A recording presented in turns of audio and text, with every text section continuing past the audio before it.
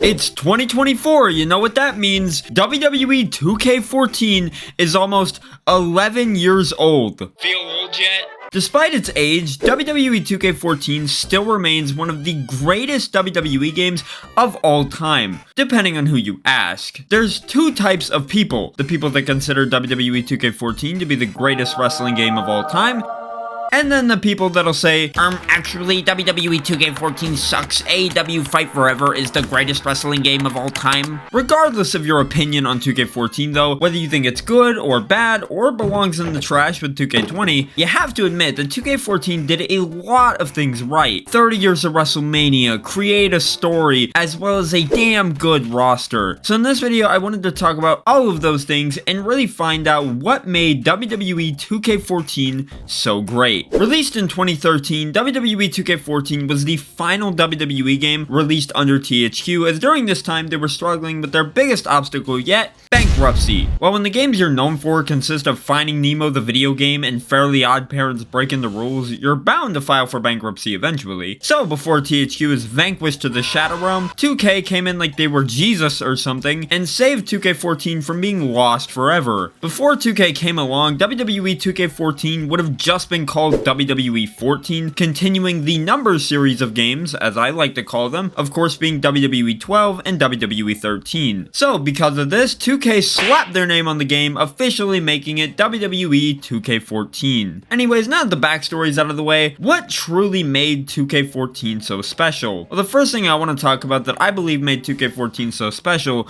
was the amount of match types that were in this game. Slobber knocker matches, I quit matches, inferno matches, it's all here. A lot of these match types would never appear in a WWE game again outside of the last gen versions of the 2K games, and some of these match types are only just now returning in 2K24. Matches like Gauntlet and Special Referee made their last appearance in this game. Look, as excited as I am for Gauntlet and Special Referee matches to come back in 2K24, there is no reason why they should have been gone from the games for 11 years. Let me ask you this though, if these matches had remained in the games from 2K15 and onwards, what major selling points would they have for 2K24?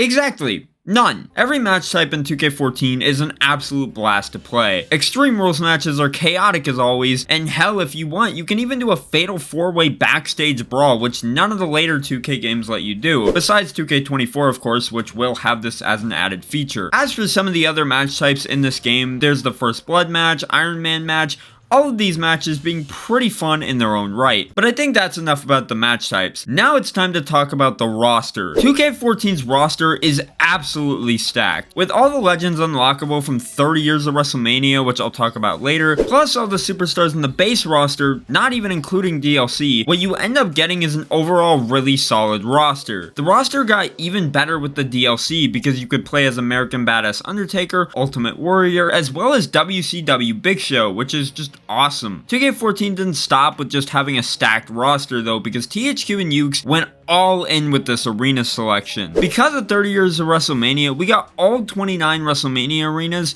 and what's even cooler in my opinion is despite this game coming out before WrestleMania 30 happened, they still managed to put a WrestleMania 30 arena in the game. It's more of a concept arena, as like I said, WrestleMania 30 hadn't happened yet at the time of this game's release, but with this WrestleMania 30 arena in the game though, it technically means that 2K14 had 30 WrestleManias represented in the game, which is just absolutely insane. As for the actual gameplay of 2K14, it's probably the best we've ever had in a wrestling game. Sure, the gameplay of previous games like SBR 2011 was great, but 2K14 just does so many things right. It's the perfect mix of that arcade style gameplay as well as the simulation style gameplay. The gameplay is fast and responsive and just overall really solid. The already solid gameplay becomes even better when you turn off stamina, so you can just wild out with no limits. Another cool thing this game had was OMG moments. Now sure, these would appear in the later games as well, but man, the OMG moments never fail to be super exciting and fun to watch. These add to the already incredible gameplay and make it even better. While the match types and gameplay are solid though, the real star of the show here is 30 years of WrestleMania. This mode takes you through 29 WrestleManias and sees you playing at least 1 to 3 matches from each WrestleMania, all the way from the first WrestleMania to what was the most recent WrestleMania at that time, of course being WrestleMania 29. Look, all I gotta say is, holy shit, how did they do this in 2013? The fact that even while THQ was in their final days of existing as a company, they managed to fit this many matches into this mode is insane. We're only getting 21 matches in 2K24 for its 40 years of WrestleMania mode, but a dying THQ was able to fit 46 of the greatest WrestleMania matches of all time and Goldberg versus Brock Lesnar at WrestleMania 20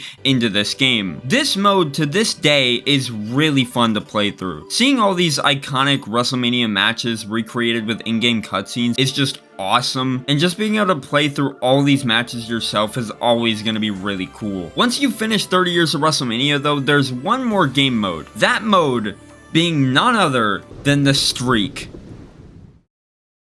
This mode is maybe the greatest mode that's ever been in a wrestling game, and I wish they would bring it back in some shape or form. The Streak mode is all about one thing: The Undertaker's streak. Wow, you don't say. You can either play as The Undertaker and try your best to defend your streak for as long as you can in a slobber knocker match until you lose, which GG's if you can make it to 53-0 like I did while recording for this video, because this mode can get pretty challenging. The real main event of this mode though is Defeat the Streak. Defeat the Streak sees you picking anyone from the roster except for The Undertaker, obviously, and attempting to beat The Undertaker's streak at WrestleMania. What I love about Defeat the Streak though is that this isn't some easy match where you can just win in a few minutes after hitting 1 or 2 finishers. No, the matches in Defeat the Streak are legitimately challenging and can be a huge pain in the ass to win, especially considering the fact that The Undertaker literally has superpowers in this mode. When you are able to beat him though, it's always super satisfying. Yeah, fuck you, Undertaker! Overall, 30 years of WrestleMania and the Streak are really solid modes that make 2K14 an even better game than it already is. I feel like these modes help 2K14 in becoming a more memorable wrestling game, because when you think of 2K14, the first things you probably think of are 30 years of WrestleMania and the Streak. That just goes to show you how good these modes truly were, and unfortunately no other WWE game after this has been able to have a mode that's recaptured the same magic as the Streak in 30 years of WrestleMania. Will 2K24 be able to make its 40 years of WrestleMania mode as good as 2K14's 30 years of WrestleMania mode? I doubt it. Even if 2K24 does manage to be better than 2K14 in that aspect though, there's still one mode 2K14 has that no other WWE game has had since, and it just so happens to be the most requested feature to come back in the new 2K games. That mode, of course, being the WWE Shop.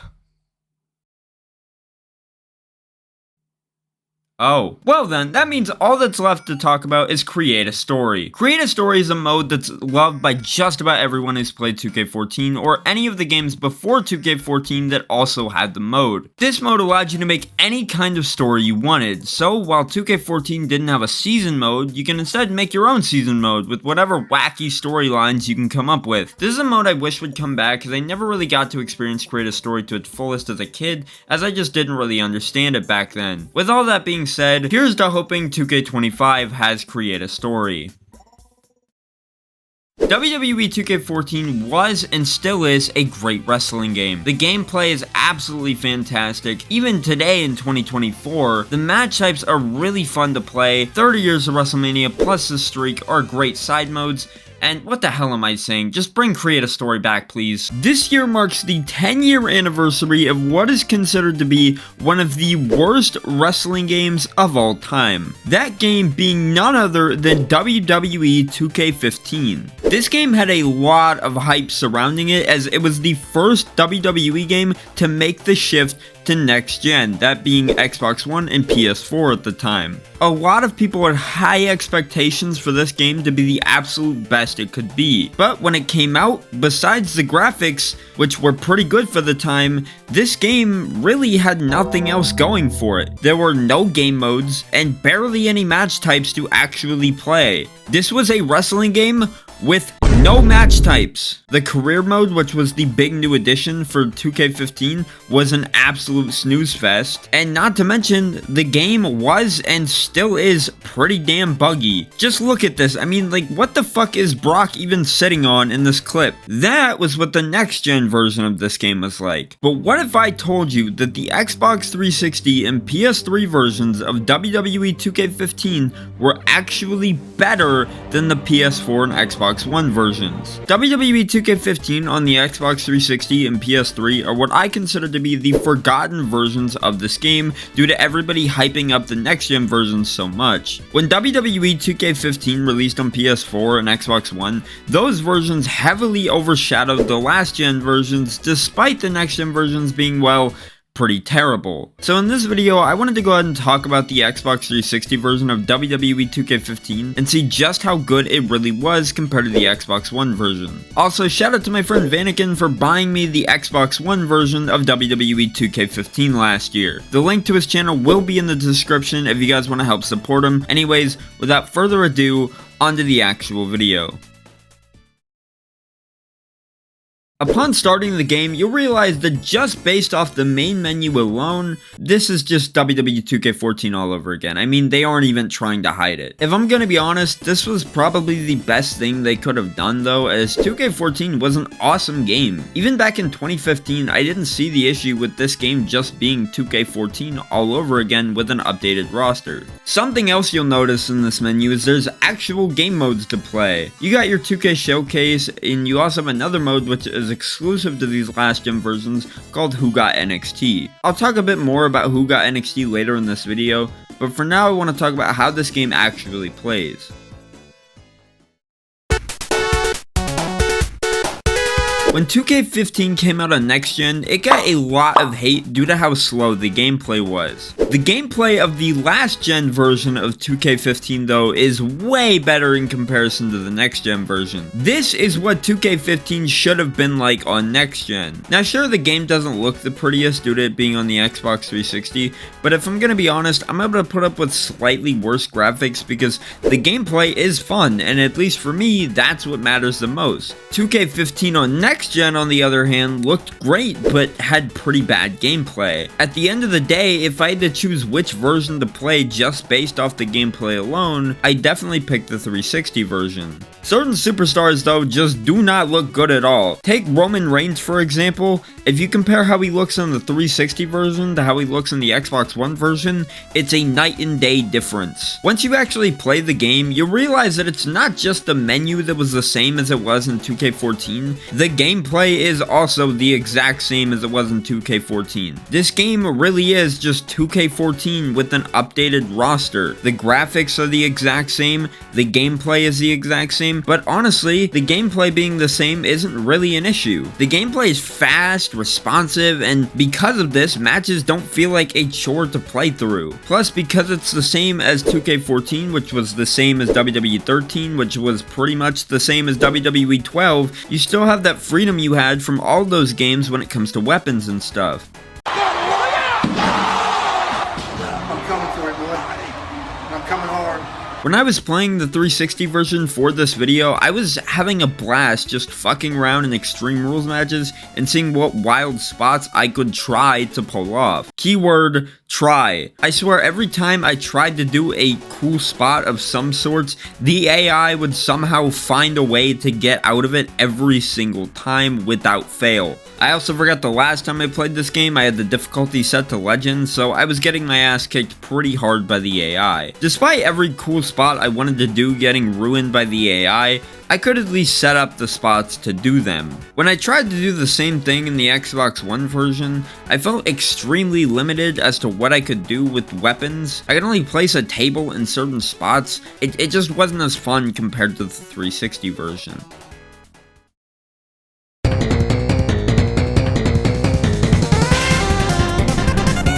With the last gen versions of this game, not only is the gameplay good unlike the next gen version, also unlike the next gen version, there's actual match types to play. You want to play a special referee match? Go for it. Inferno match? You can do that too. I Quit match? It's there. You also have the Slobber Knocker match, Gauntlet matches, everything that was removed in the next gen version is still here in this last gen version. Now it's time to talk about 2K Showcase. The 2K Showcase was the big new addition to 2K15, and it made it here on last gen. The first 2K Showcase takes you through John Cena and CM Punk's rivalry from the early 2010s, and the second Showcase takes you through Triple H and Shawn Michaels' rivalry from the 2000s. As I said earlier though, this version of the game doesn't really look the prettiest, so a lot of the cutscenes in 2K Showcase can look a little weird at times. Despite the poor visuals though, 2K Showcase is a lot easier to get through in this version because of the faster gameplay. Other than 2K Showcase, there's one more mode called Who Got NXT. As I said earlier in this video, this mode was exclusive to the 360 and PS3 versions of 2K15. This was to make up for the fact that last gen players didn't get the My Career mode the next gen versions got, but who the hell really wants to play 2K15's My Career mode? Anyways, Who Got NXT sees you playing through a bunch of NXT matches and completing different objectives as different NXT superstars from that time. This is honestly a pretty cool addition to these versions of the game as it gave you something more to do after you finish the showcase.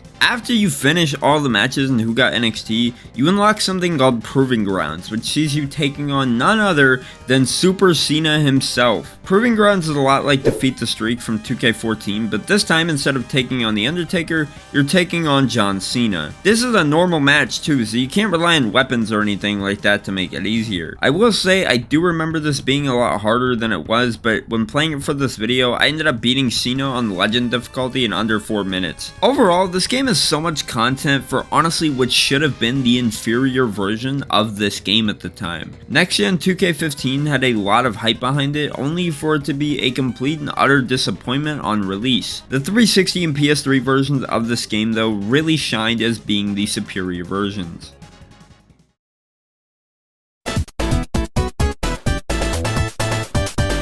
So that was WWE 2K15 on last gen. Honestly, I have to say this truly is the definitive way to play WWE 2K15 if you really wanted to go back and play it. As I said, the gameplay is still pretty awesome and really enjoyable, and yeah, while the graphics aren't as good, the amount of fun you can have in this version makes up for the less than stellar visuals. If you can find this version of the game at a decent price, I suggest giving it a try. Or don't, I can't really tell you what to do. It's been 10 long years since the WWE 2K series began officially, and it all started with the first game in the series, WWE 2K15. If you were there in 2014, you know that WWE 2K15 was a massive deal even before it officially released, as it was set to be one of the biggest wrestling games of all time. I mean, we were fresh off the banger that was WWE 2K14, so expectations for 2K15 were pretty damn high. As 2014 went on, we would see loads of screenshots come out giving us our first glimpses of what 2K15 was gonna look like, and I'm gonna be honest, the graphics for the game looked stunning. The thing is though, that's all we really saw from the game. Other than the fact that the game was set to be released on Xbox One and PS4, and that the game looked pretty, we hardly knew anything about the game. We didn't know what the gameplay would be like or what the game would actually entail. WWE 2K15 could have been the exact same as 2K14,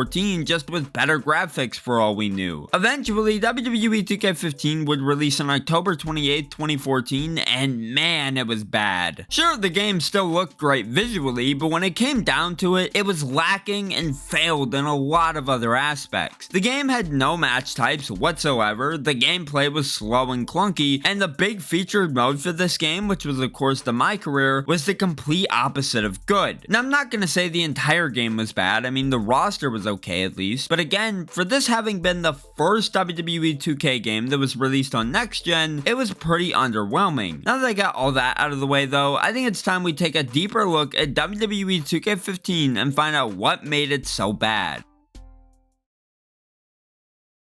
The first thing I want to talk about when it comes to 2K15 is the gameplay, because as I said a little bit ago, this game is slow as hell. Seriously, doing anything in this game feels like a chore because the gameplay is so painfully slow and clunky. This game's gameplay felt like a massive downgrade from 2K14, and it sucked out everything that made 2K14's gameplay as fun as it was. Now, if you were playing this game on Xbox 360 or PS3, you were definitely better off since the gameplay in that version was just a copy and paste of 2K14's, which meant that it was fast, fluid, and responsive. The gameplay in the Xbox One version, though, was the complete opposite of fast and fluid. Transitioning between moves in this game feels like it takes years, and God forbid you strike your opponent because you'll be waiting a long while for the punch to even connect. The slowness even affects incredibly simple things like moving around the ring, which is a huge pain in the ass. It makes the gameplay feel incredibly tedious and clunky more than anything. The only good thing this game's gameplay has going for it is the fact that you can place weapons wherever you want, but other than that, the gameplay really has nothing else going for it. 2K15's biggest problem is that it focuses a little too much on realism and simulation, which is a pretty drastic change from the arcade style gameplay that we had in 2K14. This game also introduced chain wrestling, which I will admit was a pretty cool feature, but the issue is that the rest of the gameplay just wasn't very good. The gameplay is probably what I would consider to be 2K15's biggest weakness, but considering this game has hardly anything else to even call a strength, it's not saying much. Well, since I'm being so negative, I might as well talk about a positive aspect of this game, like the roster, for example. The roster in this game is actually pretty decent, since we got Goldust, 2002 Kane, Ultimate Warrior, and even 2004 Randy Orton, which 2K just refuses to give us nowadays for some reason. Sure, at the end of the day, it's not the greatest roster of all time, but it gets the job done. Another thing this game does pretty well is the arena selection, since there's a ton of arenas to choose from, all of which are pretty solid in my opinion. There's a lot of ruthless aggression arenas in the game, like the 2004 Royal Rumble, 2002 SummerSlam, and even the 2002 Raw Arena, which is just awesome, and it gets even better with the amount of early 2010 arenas we got as well. There's just so much variety in this game's arena selection, and that plays a big part in why it's as solid as it is. You know what doesn't have a lot of variety though? The match types. Oh my God, this game has no match types at all. 2K14 had special guest referees, slobber knocker, I quit, and all these different unique match types that were incredibly fun to play. Then with 2K15, they just decided to get rid of all those, which left us with hardly any match types to play as a result. Seriously, these are the only options for 4-man match types in the game. I think what makes it worse is that matches like Casket and special guest referee are literally featured in Showcase, but aren't in the actual game as exhibition match types. How they managed to make a wrestling game with no match types is beyond me. All in all, when it comes down to it, 2K15's biggest problems are its gameplay and severe lack of match types. As I said, the roster and arena selection aren't the worst, but everything else is just horrible and not fun. Playing this game in this video actually gave me a headache because the gameplay was so infuriating to deal with. It constantly felt like the game was fighting against me half the time, with how often the slowness would cause my inputs to not match up with what I was doing on screen. Not to mention, there just wasn't a whole lot for me to play since, again, there's no match types in this entire game. Now that I've talked about all that, I think it's time we get into all the other modes this game has to offer.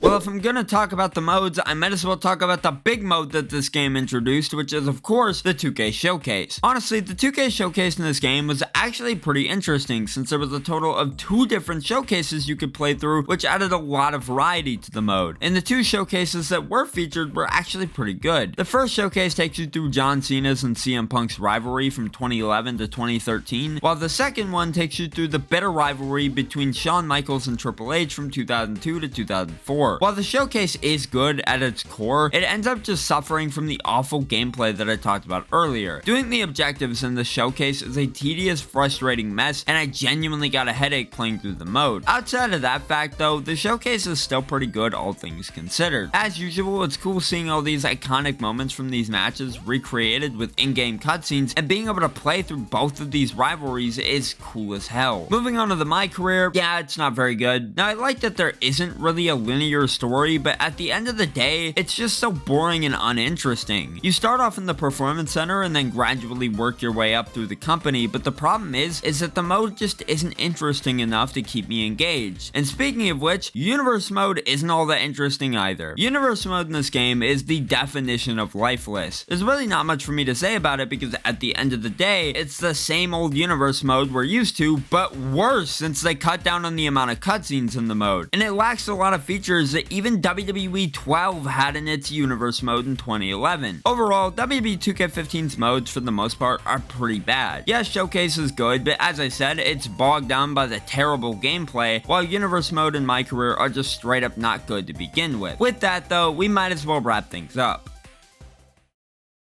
Well, after replaying the next-gen version of WWE 2K15, I gotta say, I don't think I want to ever do that again. I think I can say without a shadow of a doubt that WWE 2K15 on Xbox One is one of the worst wrestling games I have ever played. With how piss poor the gameplay is, how lackluster the actual content is, and just how boring a lot of the modes are, it's safe to say that if you missed out on playing this specific version of 2K15 back in the day, you really didn't miss out on much. Now do yourself a favor and go play the 360 version of 2K15 because it's so much better. WWE 2K16, a game I rented all the way back in 2016 from Gamefly, which is somehow still around by the way. Played for about 5 minutes, realized it was just 2K15 with an updated roster, and sent the game back. That was my only experience with WWE 2K16 up until 2021 when I picked up the game again, and honestly, it made me wish I'd given this game more of a shot when I played it originally. Now it is worth noting that the version I played originally was the Xbox 360 version, which dare I say is the best version of this game. Now as much as I'd like to talk about the Xbox 360 version of 2K16, I already talked about 2K15 on last gen and 2K14, and 2K16 on 360 is pretty much just those games with an updated roster. Don't believe me? Try and guess which one of these is WWE 2K16. They're all 2K15. So the version I'll be talking about today is actually the Xbox One version. Is it as good as the 360 version? No. Despite that though, the next gen version of this game isn't terrible. It has some good things to it, like the 2K Showcase, which focused on the career of Stone Cold Steve Austin, the roster, which was pretty decent overall, as well as the gameplay, which was a huge improvement over 2K15. Not to mention the great looking box art, which I still believe is the best looking box art from the 2K series. So with all that out of the way, let's dive into what made WWE 2K16 so awesome.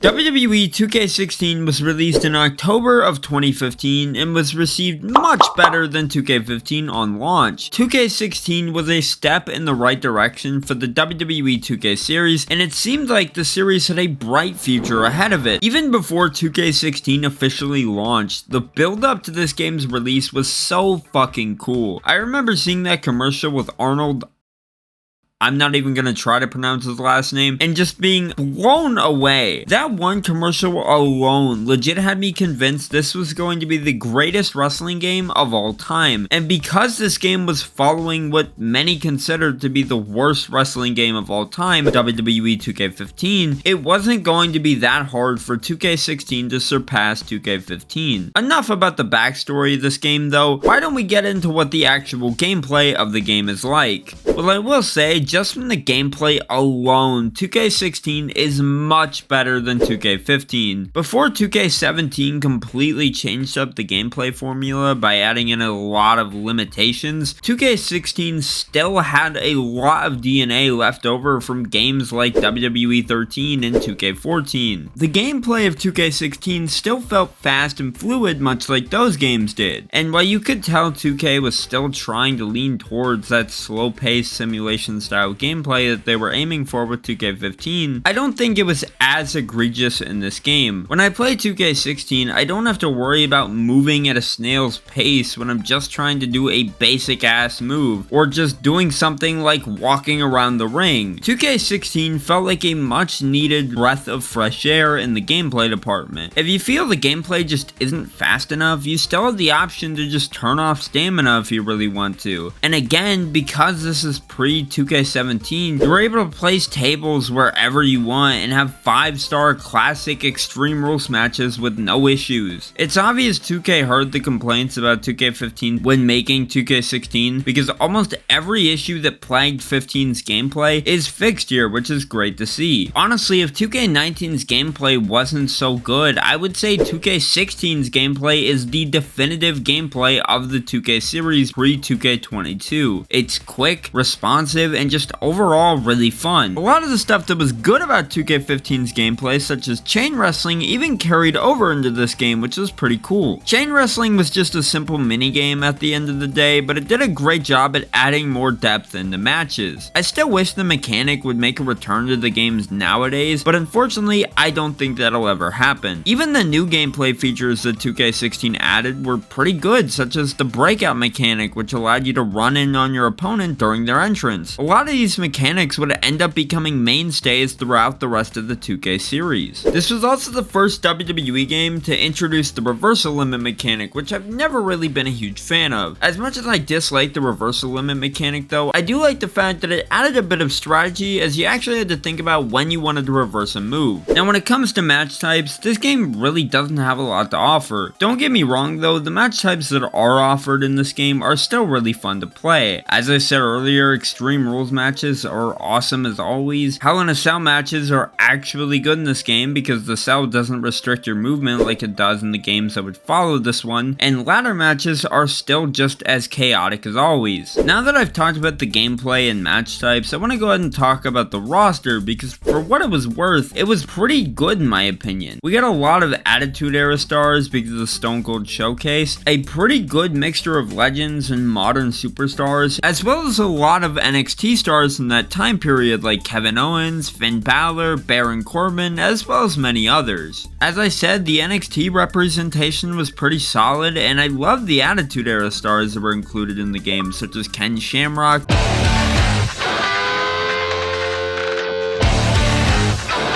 2001 Chris Jericho, and Brian Pillman. Now sure, it's not a 100% perfect roster, but I think it got the job done. Also, what other wrestling game lets you play as ECW legend Mikey Whipwreck? Exactly.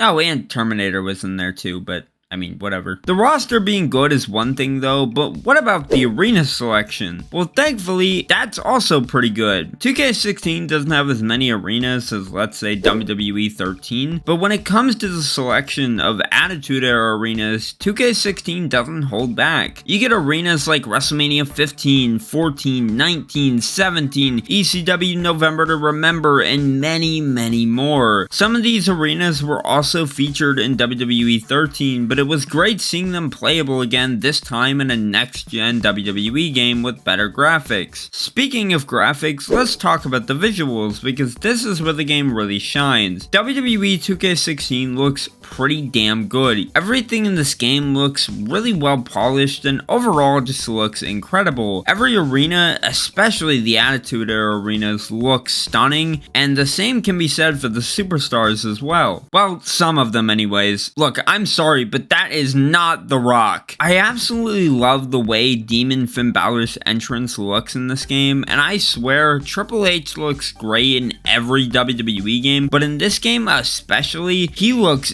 damn good. Now that I've talked about the gameplay and all that, it's time to move on to the first of the two big modes featured in this game. That of course being the My Career mode.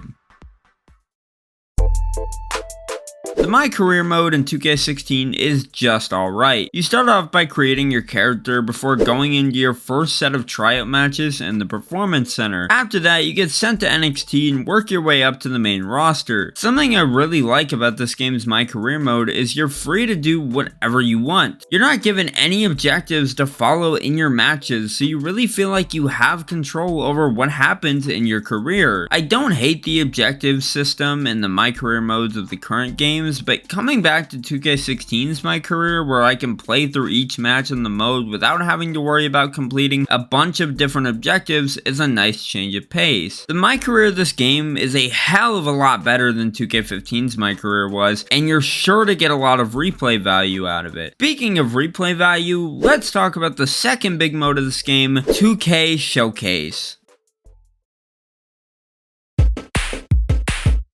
2K16 was the second WWE 2K game to feature the 2K Showcase as a playable mode, and until 2K19, it was also the last game to feature the mode at all. 2K17 would see the mode locked behind a paywall, and 2K18?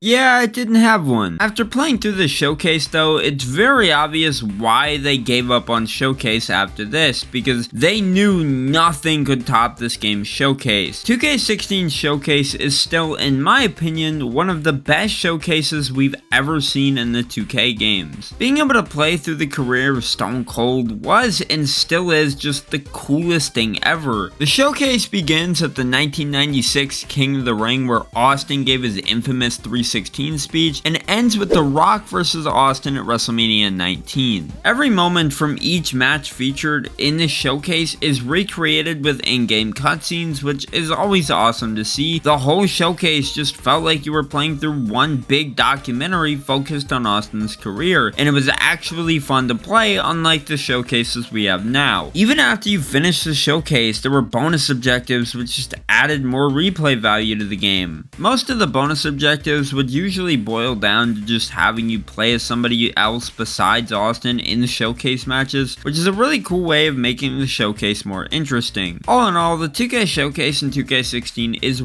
really fun to play through. There's just so many matches and bonus objectives, and none of them feel like a chore to play through. This is a showcase that can last you hours, which is nice because, let's be honest, playing as Stone Cold never gets old, so having a mode that lasts as long as this, focused solely on Austin's career, is pretty awesome. In conclusion, WWE 2K16 was and still is a great WWE game. Is it the greatest WWE game of all time? Far from it, but for what it was certainly a lot of fun. The gameplay was excellent, the showcase was a lot of fun as I mentioned a little bit ago, and the roster was pretty damn good. Sure, the game isn't perfect, there are bugs and glitches here and there, but the main reason I didn't mention that in this video is because I simply just didn't encounter that many while replaying the game for this video. If you can find WWE 2K16 for Xbox One or PS4 at a decent price, I highly suggest picking it up because it's worth giving a try. The 360 version's still better though. You know what I hate the most about modern wrestling games? They just have too much content. I want a wrestling game with as little content as possible. Not you! WWE 2K17! It sucks! WWE 2K17 is legitimately one of the most disappointing wrestling games I've ever played. Now yes, I did just talk about 2K18 a few weeks ago and said the same thing about that game, but 2K17 is even worse. The game just felt soulless compared to something like 2K16, and say what you will about 2K15, but at least I can still go back to it and have fun with it. With 2K17, there's hardly anything in it that gives it any sort of replay value. If you're buying the game used nowadays, which is the only way to buy it anymore, you straight up can't access the 2K Showcase since it was locked behind DLC, and the My Career, while fun for the first hour maybe, does end up getting repetitive after a while. It's still good though, and of course I will get into it later in this video. Now I will say that while the game itself is as lackluster as it is, the build up to this game's release was legitimately exciting, with the awesome reveal trailer for Goldberg being the pre-order bonus of the game, as well as the Suplex City trailer, which I still think is one of the greatest trailers for a wrestling game game ever. 2K went all in with the marketing of this game, only for the game itself to be pretty underwhelming on release. WWE 2K17 would end up releasing in October of 2016, and my god was it bare bones. The game just had nothing to it. I mean, just look at the main menu, there's nothing there. 2K17 felt like a reskin of 2K16, and a worse one at that. Sure, 2K17 looked a little better visually, but at the end of the day, 2K16 still had more content. 2K16 had a showcase included in the base game, it had a better arena selection, and did so many other things better than 2K17. With all that out of the way though, I think it's finally time we dive in and find out what exactly made WWE 2K17 so disappointing. The first thing I want to talk about regarding WWE 2K17 is the gameplay, because I really do believe that it's the best part of the game. The gameplay of 2K17 is honestly really fun because it doesn't feel slow or boring. Sure, it's not perfect, but for what it's worth, it gets the job done. Striking feels fast and responsive, and moves don't take years to execute. While it is fast in that aspect, it is slower in others due to the stamina system. Stamina in this game can be a pain in the ass sometimes because it'll just cause your character to fall to their knees, and you're just left there waiting for your stamina to recharge so you can get back up. The stamina system is at least something I can put up with though, even if it does slow down the game at some points. It can make matches more exciting and fun, so I don't hate the stamina system completely. I do hate the weapons though. This was the game that completely ruined the way weapons worked in matches. Remember in SVR 2011 when you could place weapons wherever you wanted and you weren't confined by the limitations of the game? Well, 6 years after that game released, I guess Ukes and 2K just thought it would be a good idea to get rid of that mechanic and decided to add a shit ton of restrictions on where you could place ladders and tables. If you want to place a table in a specific area in the ring, good luck, because the game will always redirect you to either the corners or the center of the ring, and that's where the table will go. This is by far the worst part of 2K17's gameplay in my opinion, because I hate not being able to set up spots the way I want to in Extreme Rules matches or ladder matches. Even 2K15 on next gen let you place weapons wherever you wanted, and that game sucked. Well, you may not be able to place a table wherever you want, but hey, at least the arena selection's good. Whoops, hang on, I'm getting a call. Hello? Sir, capital punishments in the game. This arena selection blows. There's hardly any arenas here, and yeah, while there's some variety here, it doesn't excuse the fact that there's still hardly any arenas to pick from. Plus, out of all the arenas for them to include capital punishment, the pay-per-view they only held once with Barack Obama? Most of the arenas in the game are literally just shows from 2016, and that's it. Sure, there's a few throwback arenas like Fully Loaded and Raw 1998, but even WWE 2K14 and WWE 13 had more arenas to choose from, so it really doesn't matter. Well, the arena selection isn't great, and the gameplay is just okay. What about the roster? Well, thankfully, the roster is pretty damn good, and with the DLC, it just gets even better. 2K17's roster honestly might be the greatest we've ever had for a WWE game, and when you realize just how stacked it was, it's not hard to see why. The game not only saw the return of Goldberg in a WWE video game for the first time in years, but it also marked the first time AJ Styles would appear in a WWE video game as well. The only thing that ruins this roster is the fact that Goldberg is only playable if you actually own the DLC at some point, because if you're picking up the game used nowadays, Goldberg is completely inaccessible, which is a damn shame. Well, you may not be able to play as Goldberg in 2K17 anymore, but hey, at least you can still play as Stardust. To round out this portion of the video, I will say that the gameplay, while not perfect due to the stamina system and restrictions on the weapon placement, it did introduce some pretty cool mechanics. This was the game that introduced crowd fighting as well as the ability to walk backstage mid-match to brawl with your opponent. Both of these do add a bit more fun to the game and are mechanics we still have in the new games, which is great. Honestly, my only problem with the crowd fighting and backstage brawls is that there's not enough to do in them. Now obviously they'd expand on both of these mechanics with 2K18, but in this game backstage brawls just lacked any sort of interesting elements and depth, and the crowd crowd fighting just felt bland and boring. Other than the gameplay, everything else aside from the roster is just lackluster. As I said, the arena selection just isn't very good, and Jesus, what the fuck is that? Yeah, the visuals as well as some of the models in this game just look off. The game doesn't look bad by any means, but you could tell Yuke's and 2K still hadn't perfected the next-gen graphics yet at this time. Well, now that I've talked about all that, it's time we take a look at everything else this game had to offer.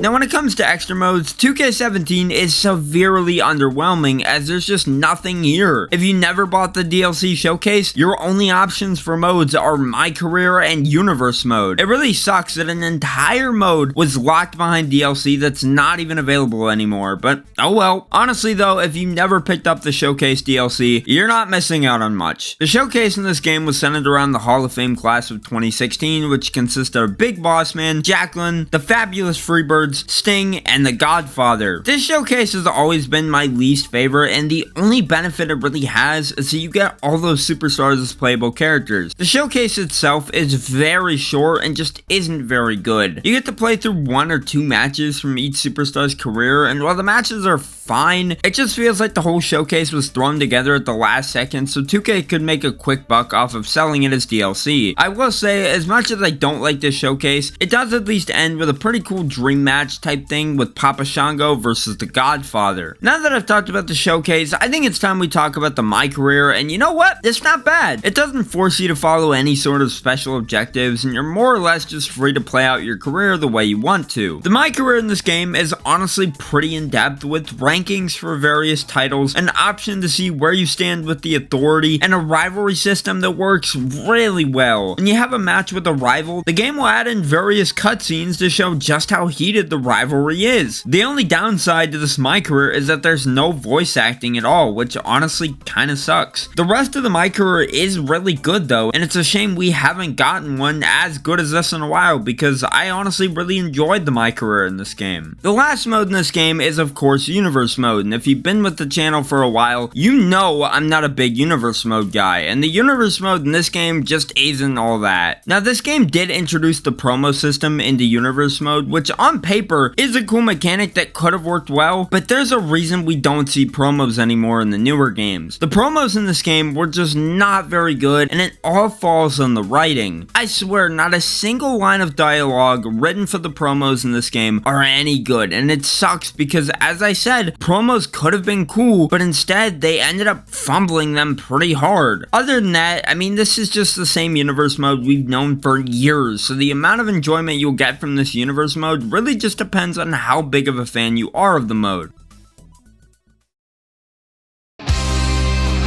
So that was WWE 2K17, and yeah, it's not great. Sure, it had some good elements to it. The gameplay was okay, the roster was solid, and the My Career was great, but that doesn't make the rest of the game good. There's just no reason to go back and play this game in 2024 unless you had the DLC, and ultimately, I think that's why the game was so disappointing. So much of this game's content was locked behind DLC. Without the accelerator, you were forced to grind and earn VC to unlock superstars, and without the DLC to access the showcase, you were left without an entire mode to play. It sucks because this game could have been better than it was, but in the end, it was just a worse version of 2K16.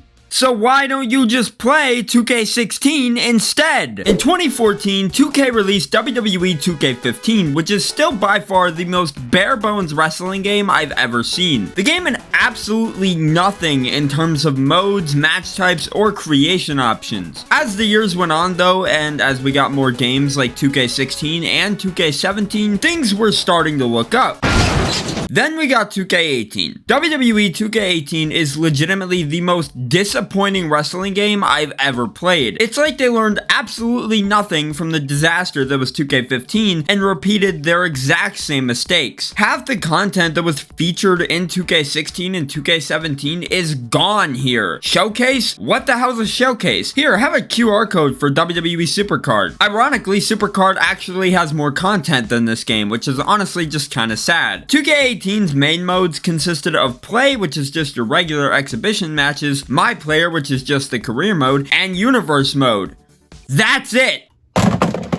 other than the create mode that is quite literally all this game has to offer. This is also the part where I mentioned this is the year where they finally abandoned the Xbox 360 and PS3. So this was the first full next-gen WWE 2K game, and what did they do? Stripped it of all of its modes and made this game worthless. Speaking of worthless, this game received a Switch port which released a whole 2 months after the other versions, and it was by far the worst way to play this game. 2K18 on Switch was slow, buggy, and choppy as hell. They could have put this game on the NES and it would have run better. During the build-up to this game's release, they hardly showed anything related to the Switch version because even they knew it was bad. Hell, the trailer that came out when the game was released on Switch was 29 seconds long, barely showed any gameplay, and had tons of bugs present. The damn announcement trailer was just Seth Rollins saying, hey, 2K18's coming to Switch, you should like buy it or something, while pretending to play his Nintendo Switch that wasn't even running 2K18. It wasn't even running a game at all! They could have had any other game running on the Switch and it would have been more convincing. Oh my god, look! I'm playing 2K18 on the Nintendo Switch! That's the Switch version though. The real versions of the game would launch in October of 2017 on Xbox One, PS4, and PC to very mixed reviews. Honestly, I didn't mind the game when I first played it back in 2018, but after playing every WWE 2K game that preceded this one, it just makes me wonder why I like this game so much. As I said, there was nothing to this game in terms of content. With all that out of the way though, let's really dive in and find out what exactly made WWE 2K18 so disappointing.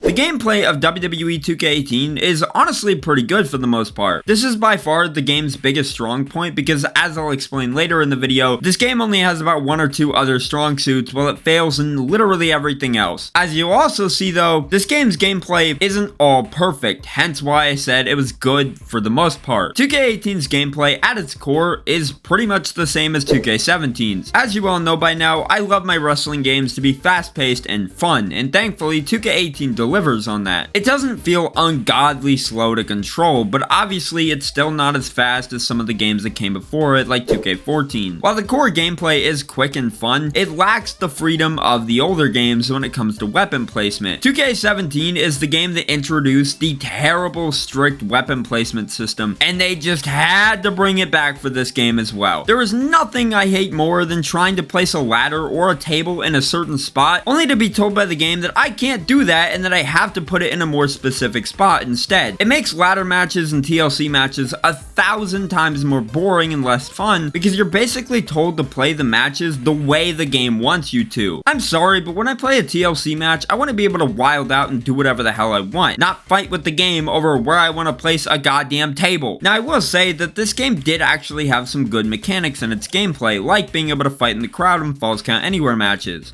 But then again, 2K17 also had this mechanic, so I'm beginning to wonder if this game had anything new to call its own. While it may not have introduced the crowd fighting mechanic, it did at least introduce the carry mechanic, which makes the gameplay significantly better. Being able to just pick up your opponent and carry them in various ways with ease makes matches way more fun. Now, it's really hard to find anything else to say about this game's gameplay because it really doesn't feature anything new. The only other big addition to the game I can think of is 8-man matches. Yeah, because this was the first full next-gen WWE 2K game, this was the game where they finally implemented 8-man matches, and they're fine. It's definitely something I was pretty excited over back in 2018, but now that it's been in every 2K game since 2K18, it's really nothing that I'm losing my mind over. Overall, the gameplay isn't really anything special. It's fine for what it's worth, but in 2018, if you told me I had the choice of playing this game or 2K16, I probably would have chosen 2K16. Sure, 2K16 didn't have crowd fighting or 8-man matches, but at least the gameplay was fun. I didn't have to worry about strict weapon placement in 2K16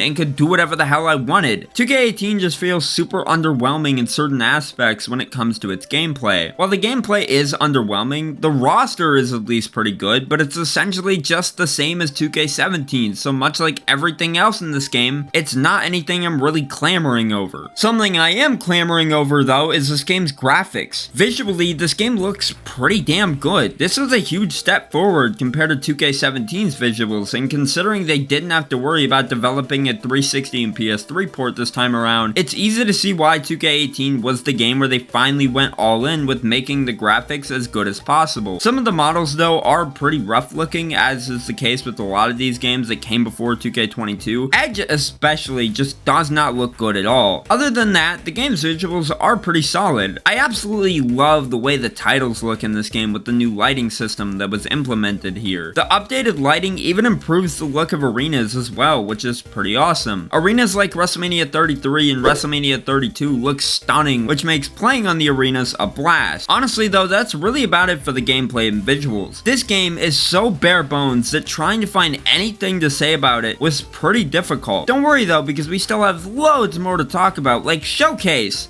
Oh! Now look, I get Showcase wasn't everyone's favorite mode, and the writing was kind of on the wall going off the fact that 2K17 didn't include a Showcase on disc, but 2K17 still technically had a Showcase, even if it was locked behind DLC. In the case of 2K18, it didn't have a Showcase at all. Even if you're not a big Showcase fan, you have to admit that it did serve a purpose in the games. It was an extra mode that gave you something else to do and would often serve as a way to unlock more superstars in your game. In this game though, you're forced to earn VC to unlock every superstar individually. Now thankfully, I bought the accelerator when this game was still relevant, so I didn't have to do any of that for this video, but if you weren't lucky enough to buy the accelerator or are buying the game used nowadays, good luck unlocking everything in this game because it's one hell of a grind. By removing Showcase, you not only take a pretty sizable chunk of content out of the game, but make unlocking things a pain in the ass as well. I would have just rather they replace Showcase with a new mode entirely. At least then it would have given this game more of an identity and given players something else to do in the game. While with the lack of a Showcase, it leaves us with two other modes to talk about, those being My Player and Universe mode. The first mode I want to talk about is My Player, and I'm not lying when I say this is the weakest My Career I've ever played in any of the WWE 2K games. First of all, this mode lacks any sort of direction or story. Sure, Baron Blade's there, which does connect this to 2K15's career mode, but unlike 2K19, which would end up making Baron a full-fledged character with voice acting and whatnot, 2K18 does nothing to make Baron a good or likable character. I just don't give a damn about Baron Blade in 2K18. He does absolutely nothing to improve the My Career. It's just like, oh, look at this character from 2K15. He's back in this game now. Well, it's just a damn shame that I don't care about this game to begin with. And I didn't care about 2K15 either! Second, the My Career in this game just lacks voice acting entirely. Not a single character in this mode is voice acted, and all the dialogue is restricted to just being text on the screen. Half the time it just feels like I'm playing through a damn visual novel rather than a wrestling game. It's clear this career mode was rushed out the door and was not finished. You could also say that about the rest of the game, but you know what? I feel like I'm being too harsh in this game already by making this video, so I'll let up for now. The My Career mode in this game though is just not very fun. I haven't touched this game's My Career since 2018, and had I not had to play for this video, I would have never gone back to it because there's just no reason to. Well, with that, the only mode we have left to talk about is Universe mode. And look, I'm no expert when it comes to Universe mode, but I can tell you that this Universe mode is really nothing special. It's fine for what it is, but it's still not enough to get me into Universe mode. I will say that there are some cool features in this game's universe that we don't have nowadays, like power rankings and promos, which is nice, but the promo mechanic isn't the most well thought out thing I've ever seen. So the power rankings are about the only thing that's worth a damn in this whole Universe mode.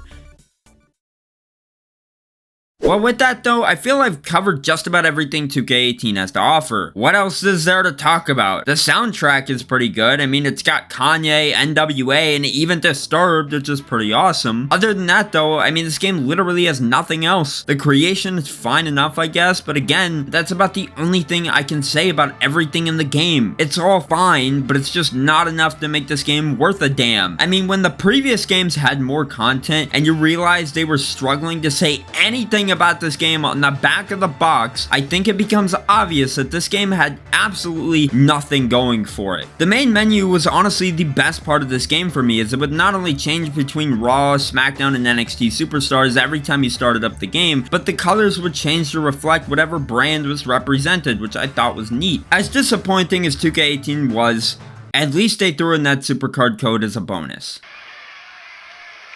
What? I love Supercard. WWE 2K19 is what many consider to be the best WWE game in the WWE 2K series. And you know what? I agree. 2K19 has always been one of my favorite WWE games, and when you look at what all this game had to offer, it's not hard to see why. 2K19 felt like a culmination of all the previous WWE 2K games at the time, while also adding in new things to make the game feel even bigger. When I say this game was something special, I really mean it. First of all, we had AJ Styles in the cover, which, might I add, is one of the best looking WWE 2K game covers next to 2K16. Secondly, my career in this game was a lot of fun to play, and third, this game just had so many modes and fun little gameplay elements that we haven't seen appear in any of the games that followed this. So in this video, I wanted to talk about all of those things and find out what exactly made 2K19 so phenomenal. Released in October of 2018, WWE 2K19 was the follow-up to one of the more mediocre WWE games of the past decade, WWE 2K18. 2K18 is a video for another day, but the point I'm trying to make is that 2K18 didn't have a lot to offer. It lacked a lot of game modes. The gameplay, while improved in some ways compared to the games that came before it, still wasn't all that great. However, with that game, you could see that 2K was starting to go in the right direction, and with 2K19, it felt like they reached that final destination. 2K19 was the absolute peak for the 2K series. Those initial trailers hyped this game up like it was the end-all be-all of wrestling games, not to mention the $1 million tournament that was held to promote the game. The tournament was kinda lame since the guy who won it worked for WWE to begin with, and the whole thing turned out to be rigged. Enough about the backstory of 2K19 though, let's talk about the gameplay. The gameplay of WWE 2K19 is what I would call perfection.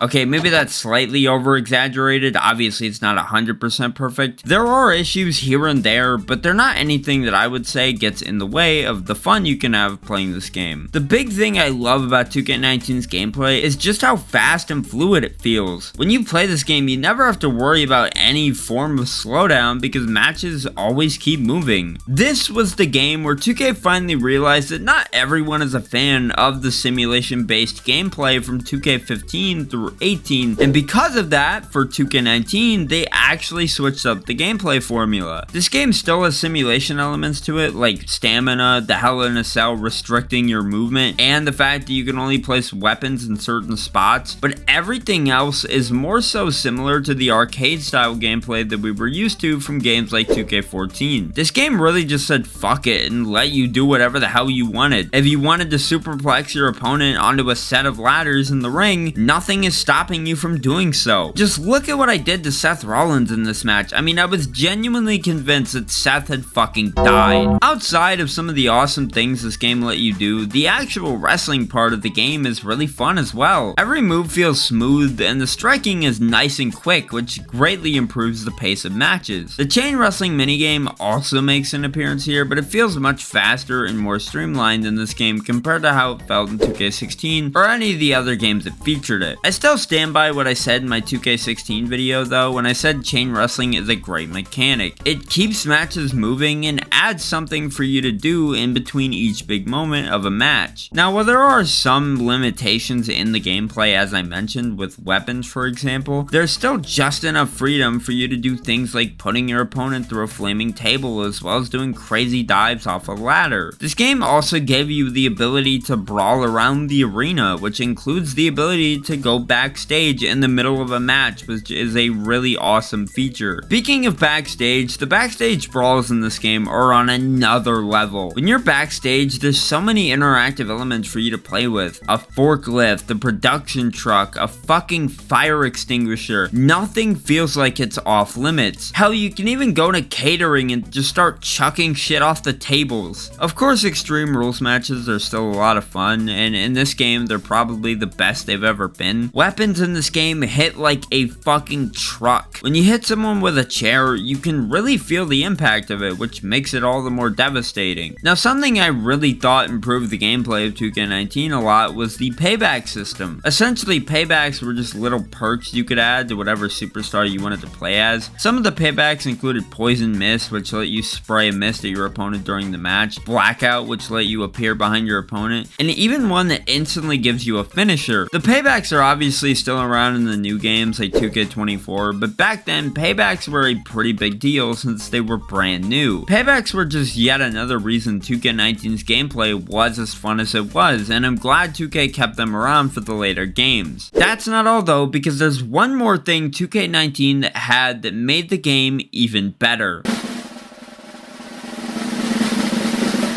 Big Head Mode. This is still one of the greatest features I've ever seen in a wrestling game. Now yeah, it doesn't really change the gameplay or anything, but it's dumb stuff like this that can make a game feel more fun. This is what I meant by this game leaned more into the arcade style gameplay because it took risks. It added dumb stuff like Big Head Mode and even blocky Minecraft-like models, which 2K really didn't have to add, but they added more value and fun of the game, so they did. With that being said, that's really all there is to say about the gameplay of 2K19. It goes without saying that 2K19 definitely has the best gameplay out of all the WWE 2K games from the Xbox One and PS4 generation. Now that I've established just how great the gameplay is, I now want to talk about everything else this game has to offer. Now talking about the roster, I'm just gonna say it, 2K19 is one of the best rosters of all time. In the base roster, we got 2010 Batista, 1998, as well as 1991 Undertaker, Diamond Dallas Page, and 2003 John Cena, just to name a few. The roster was already stacked to begin with, but then you factor in the DLC and the roster just becomes even better. If you bought some of the DLC for this game, you get Ronda Rousey, Rey Mysterio, Roddy Piper, and even 1985 Dusty Rhodes. Unfortunately, the DLC can't be purchased anymore unless you somehow track down a brand new still sealed copy of the deluxe edition, which had the DLC included, but good luck trying to do that. All in all, the roster in this game was all around excellent. Unfortunately though, the arena selection isn't quite as impressive. Somehow this game offers less than even 2K14 did in terms of arenas, but hey, at least we got WrestleMania 33 as a playable arena. Look, the arenas featured here, while they're not horrible, just aren't enough. There's hardly any throwback arenas featured in this game. We barely got any Ruthless Aggression era arenas, and barely got any Attitude era arenas, if any at all. And even worse, the one Ruthless Aggression arena we did get was fucking Velocity. Ah yes, Velocity, everyone's favorite show from the Ruthless Aggression era. Really, when it comes to the arena selection, the lack of arenas is my only real complaint. Honestly, I feel it's very easy to make do with what's featured in this game, and if a certain arena isn't in the game, you still have that option of making one yourself, which is nice. Overall though, the roster is pretty fantastic, and the arena selection, while lacking, is fine and doesn't really bring the game down all that much. Now it's time to talk about some of the extra modes featured in this game, because this game just went all in with the extra content. This was the game that introduced 2K Towers, which was such a cool game mode. Essentially, 2K Towers would see you competing in a number of different matches and towers of different themes. There was a Legends Tower where you face legends, and even a tower where you could unlock a gold AJ Styles, which unfortunately seems to be removed from the game completely. 2K Towers was such a unique game mode, and it's definitely something I'd love to see come back. Another mode that was pretty awesome in this game was My Career. This is the only My Career I've actually fully played through in a WWE game. The My Career in this game had a pretty engaging and entertaining story, even featuring full voice acting, which was pretty cool. It worked like any other My Career where you first create a superstar to use in the mode, but instead of getting sent to the Performance Center and working your way up on your own, this game had its own story where you started in an indie promotion called called BCW, and from there you get scouted and find your way into WWE. In total, there's 15 chapters, and the best part is, after you finish the mode, it's infinitely replayable. If you haven't yet checked out 2K19's My Career, I really recommend giving it a playthrough because it's a lot of fun. The last mode I want to talk about is 2K Showcase, which this time around is focused on the career of Daniel Bryan. The showcase takes you through most of Bryan's career from his WWE debut at Velocity in 2003 to his crowning achievement of winning the world title at WrestleMania 30. While I wouldn't say it's my favorite showcase we've ever had, I still think it's better than the showcases we've been getting as of recent in the newer games.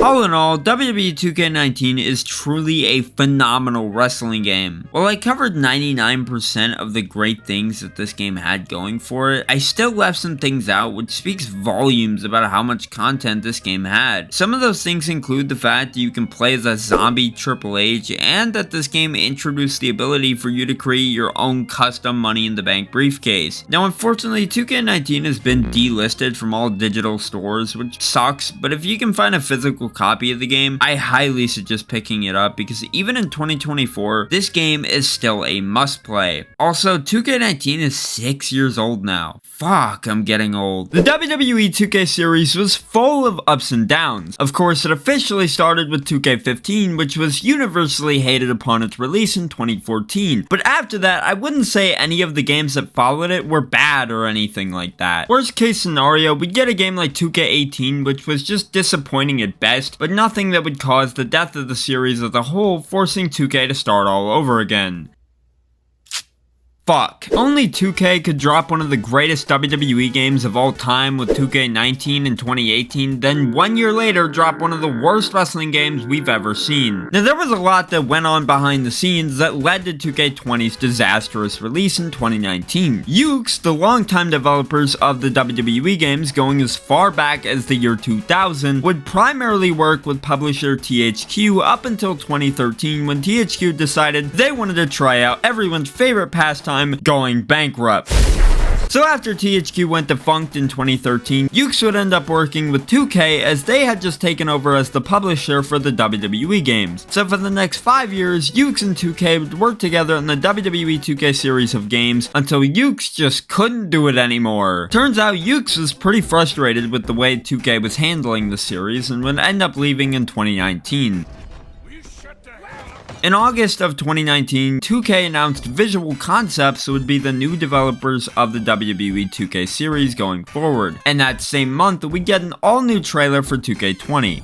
It was 52 seconds long and featured less than 10 seconds of gameplay. This game was coming out in October and this was all we knew about it. So when 2K20 finally released on October 22nd, 2019, everybody soon realized why 2K had been so secretive about the game for so long.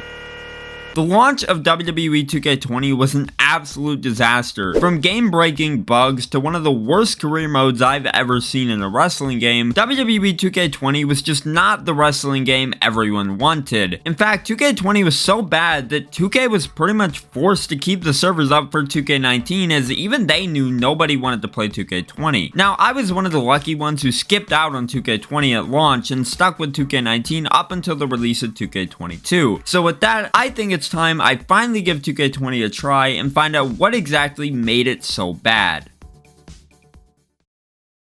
Let's start off by talking about the gameplay, because while it could be worse, it's still not good. First of all, everything feels like it has some form of weird input lag to it. It's like I don't have any control over what my superstar does at all, which makes for a miserable experience. This issue affects everything from basic movement to even something as simple as Irish whipping your opponent. On top of all that, this game introduced a brand new control scheme. Why the fuck? What was so wrong with the control scheme of 2K19 in the previous games? They said it was to streamline things, but honestly, I feel this new control scheme only made things more complicated. While I was playing Showcase, the game would tell me to do a specific move, and usually I can do the move on my own with no issues. But because of this new control scheme, I had to check the objectives list constantly to see what exactly I had to do to execute said move. It was always some weird button combination too, like right trigger plus left stick up, and you know what, by that point I've already stopped worrying about what the other buttons are in the combination because I've already taken a hammer to my controller. What makes things worse regarding the gameplay is that weapons feel more restricted than ever before. If you try and place a table in a certain spot that the game just doesn't want you to, rather than automatically placing the weapon in the right spot for you,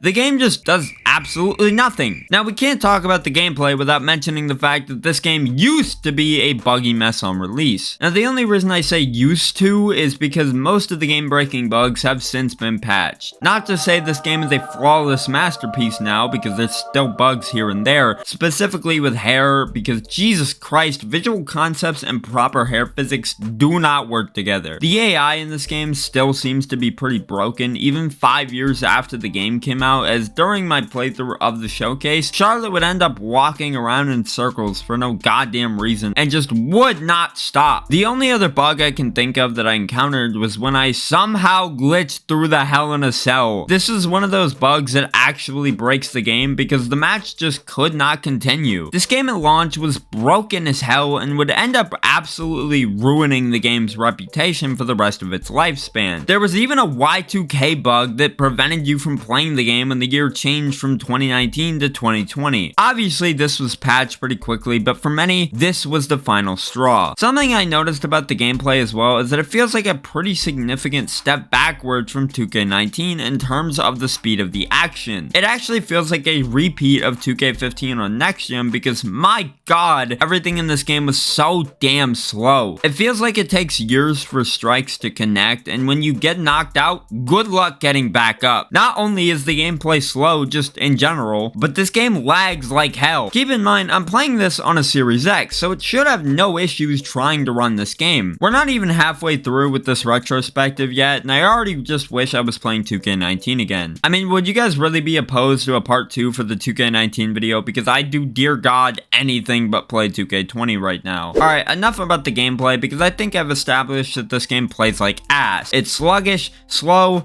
clunky, and overall just not fun in the slightest. Now visually, this game is a huge downgrade from even 2K19. WWE 2K19 looked absolutely incredible, and somehow they managed to make this game look significantly worse. Some of the faces for certain superstars are just weird looking. Now sure, it's not the worst looking wrestling game by any means, but still, when compared to the game that preceded it by a year, it just looks pretty meh.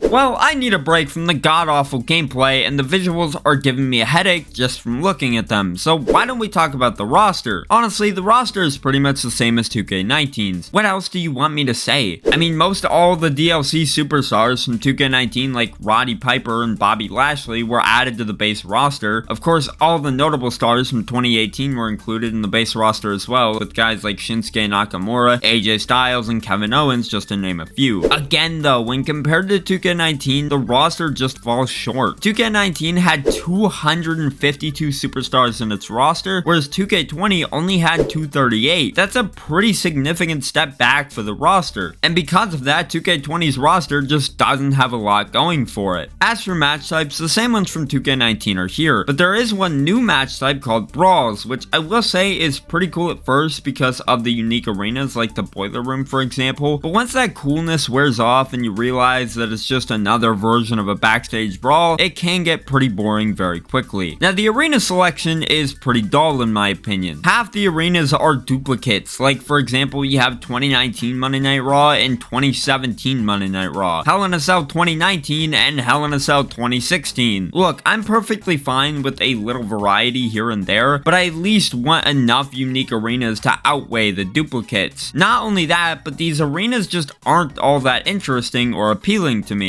I also feel like that's because WWE in general in 2019 didn't appeal to me to begin with, so with that being said, can you really blame me for not being excited about Super Showdown being a playable arena in this game? Speaking of things that didn't appeal to me, let's talk about this game's 2K Showcase. Now this time around, the showcase was centered around the careers of the 4 horsewomen, which of course consists of Bayley, Becky Lynch, Charlotte, and Sasha Banks. It starts around 2014 and 2015 when they were working their way up to the main roster from NXT. and ends with the women's triple threat main event match at WrestleMania 35. Now, while there's nothing inherently wrong with the showcase itself, I did find playing through the women's revolution to be pretty interesting, but like I said in my 2K19 video about that game's showcase, the matches were just too recent for me to really get into it. I love the Attitude Era mode and 30 Years of WrestleMania mode from WWE 13 and 2K14 respectively, because they had matches that I wasn't alive to witness, so being able to play through them and see every moment recreated with in-game cutscenes was a pretty cool experience. With Daniel Bryan's showcase from 2K19 and the 4 Horsewomen showcase from 2K20, I watched all these matches as they happened. When this game came out, a lot of these matches were fresh in people's mind, especially the WrestleMania 35 triple threat match. I mean, that happened just a few months before 2K20 even released. So yeah, like I said, the showcase isn't inherently bad, it's just not worth playing like some of the showcases from any of the games older than 2K16. Now, alongside 2K Showcase were 2 other modes, 2K Towers and 2K Originals. 2K Towers makes a return from 2K19, and it's the exact same here as it was in that game. The only difference between 2K20's Towers mode and 2K19's is that this time around, there's a whole lot more towers to pick from. There's also a Roman Reigns tower, which is kind of like a secondary 2K Showcase in a way. Too bad it's not very good. There's 16 matches, and all of which are matches from Roman's career up until that point, going from 2014 to 2019. Now, while I did say this is like a secondary showcase, it's not a true 2K Showcase, as you're not following objectives or trying to recreate whatever match you're playing. You instead play as 2019 Roman Reigns and take on the 2019 versions of every superstar in this tower. The tower itself is fine, but I just didn't really find it to be all that interesting. Then there's 2K Originals, which,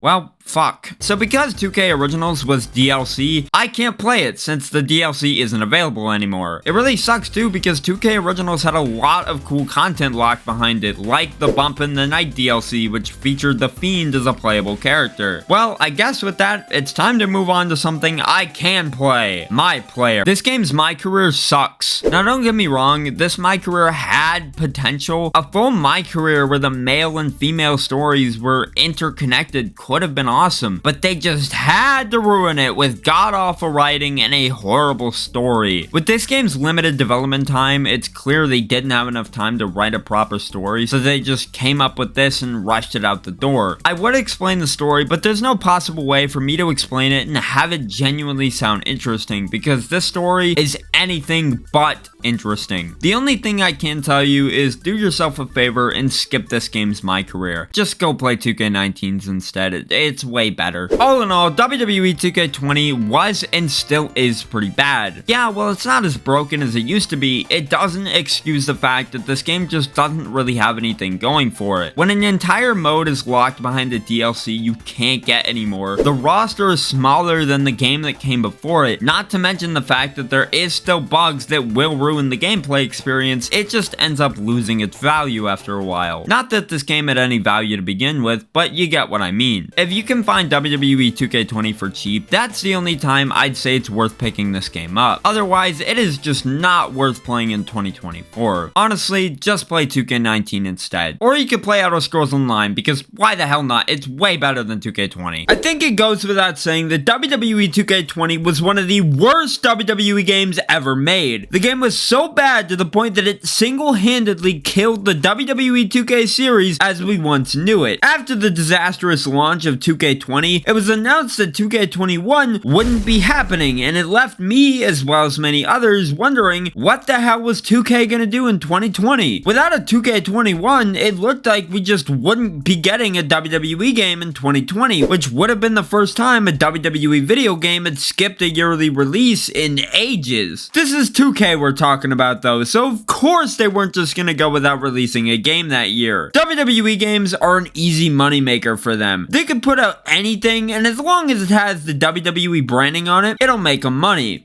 Anything. Released in September of 2020, WWE 2K Battlegrounds was a very different type of wrestling game compared to what we were used to. It was more of an arcade-style wrestling game, similar to a game like WWE All-Stars. All-Stars, though, was the true pinnacle of arcade wrestling games, and when playing 2K Battlegrounds, it's clear that the game takes quite a bit of inspiration from All-Stars as far as the gameplay is concerned. Now, from the trailers and everything we'd seen before this game's release, it looked like like this game finally might have been what me and everyone else in the WWE games community have been dreaming about for years. Battlegrounds was the closest we were ever gonna get to an All-Stars 2, but the question remains, was the game good? You read the title, what do you think? Now don't get me wrong, Battlegrounds isn't the worst thing I've ever played. When I say the game is bad, I'm more so referring to the fact that the game just feels half-baked and unfinished. The basis for a fun arcade-style wrestling game is there in Battlegrounds, and if the developers were given more time to develop the game, it could have easily been a hell of a lot better than what we got. The main issues I have with the game just stem from the weird and unpolished art style, the tedious grind to unlock everything in the game, and the general gameplay just being pretty shallow and unresponsive. It's very obvious this game was only put out so 2K could have some sort of WWE game to release in 2020, so putting out a quality product was the last thing 2K had on their mind. Now during this time, Visual Concepts was hard at work on developing WWE 2K22, so Battlegrounds was developed by Saber Interactive, best known for their work on... You gotta be fucking kidding me. Well, with all that out of the way, I think it's time we take a look at 2K Battlegrounds and find out what exactly made it so bad.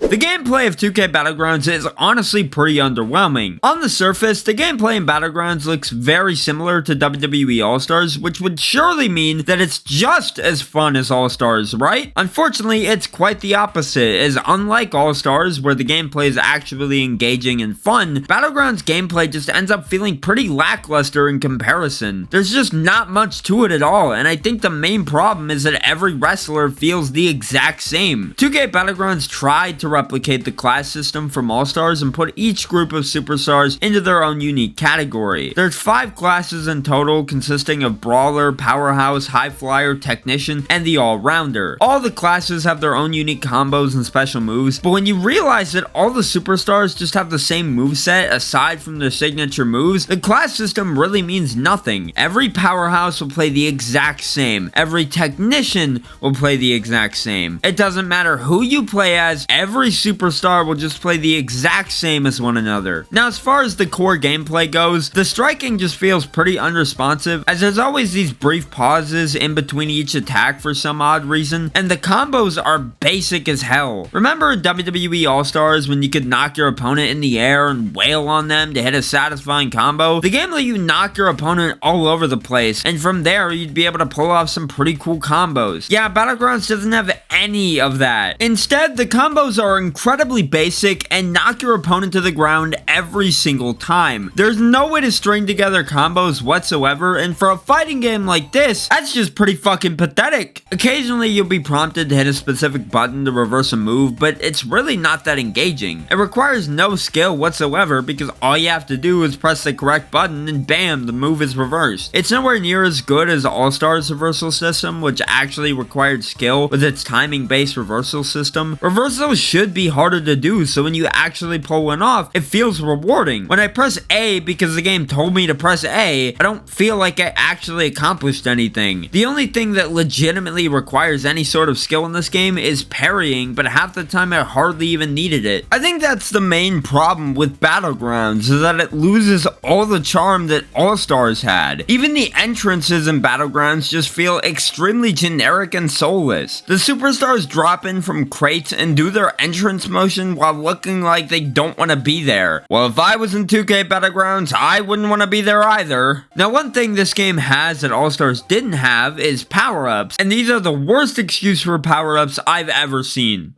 They hardly do anything and might as well just be cosmetic. The two biggest power-ups are Fists of Fury and Unblockable Force. Fists of Fury just lights your fists on fire and increases your damage, while Unblockable Force makes your attacks unblockable. The power-ups could have been cool, but they just didn't do enough with them to make them worth a damn. Speaking of things not being worth a damn, the arena selection. It sucks. I imagine the arena selection pitch went something like this. Alright, we need arenas for our shitty arcade wrestling game. Sir, I got it! Florida!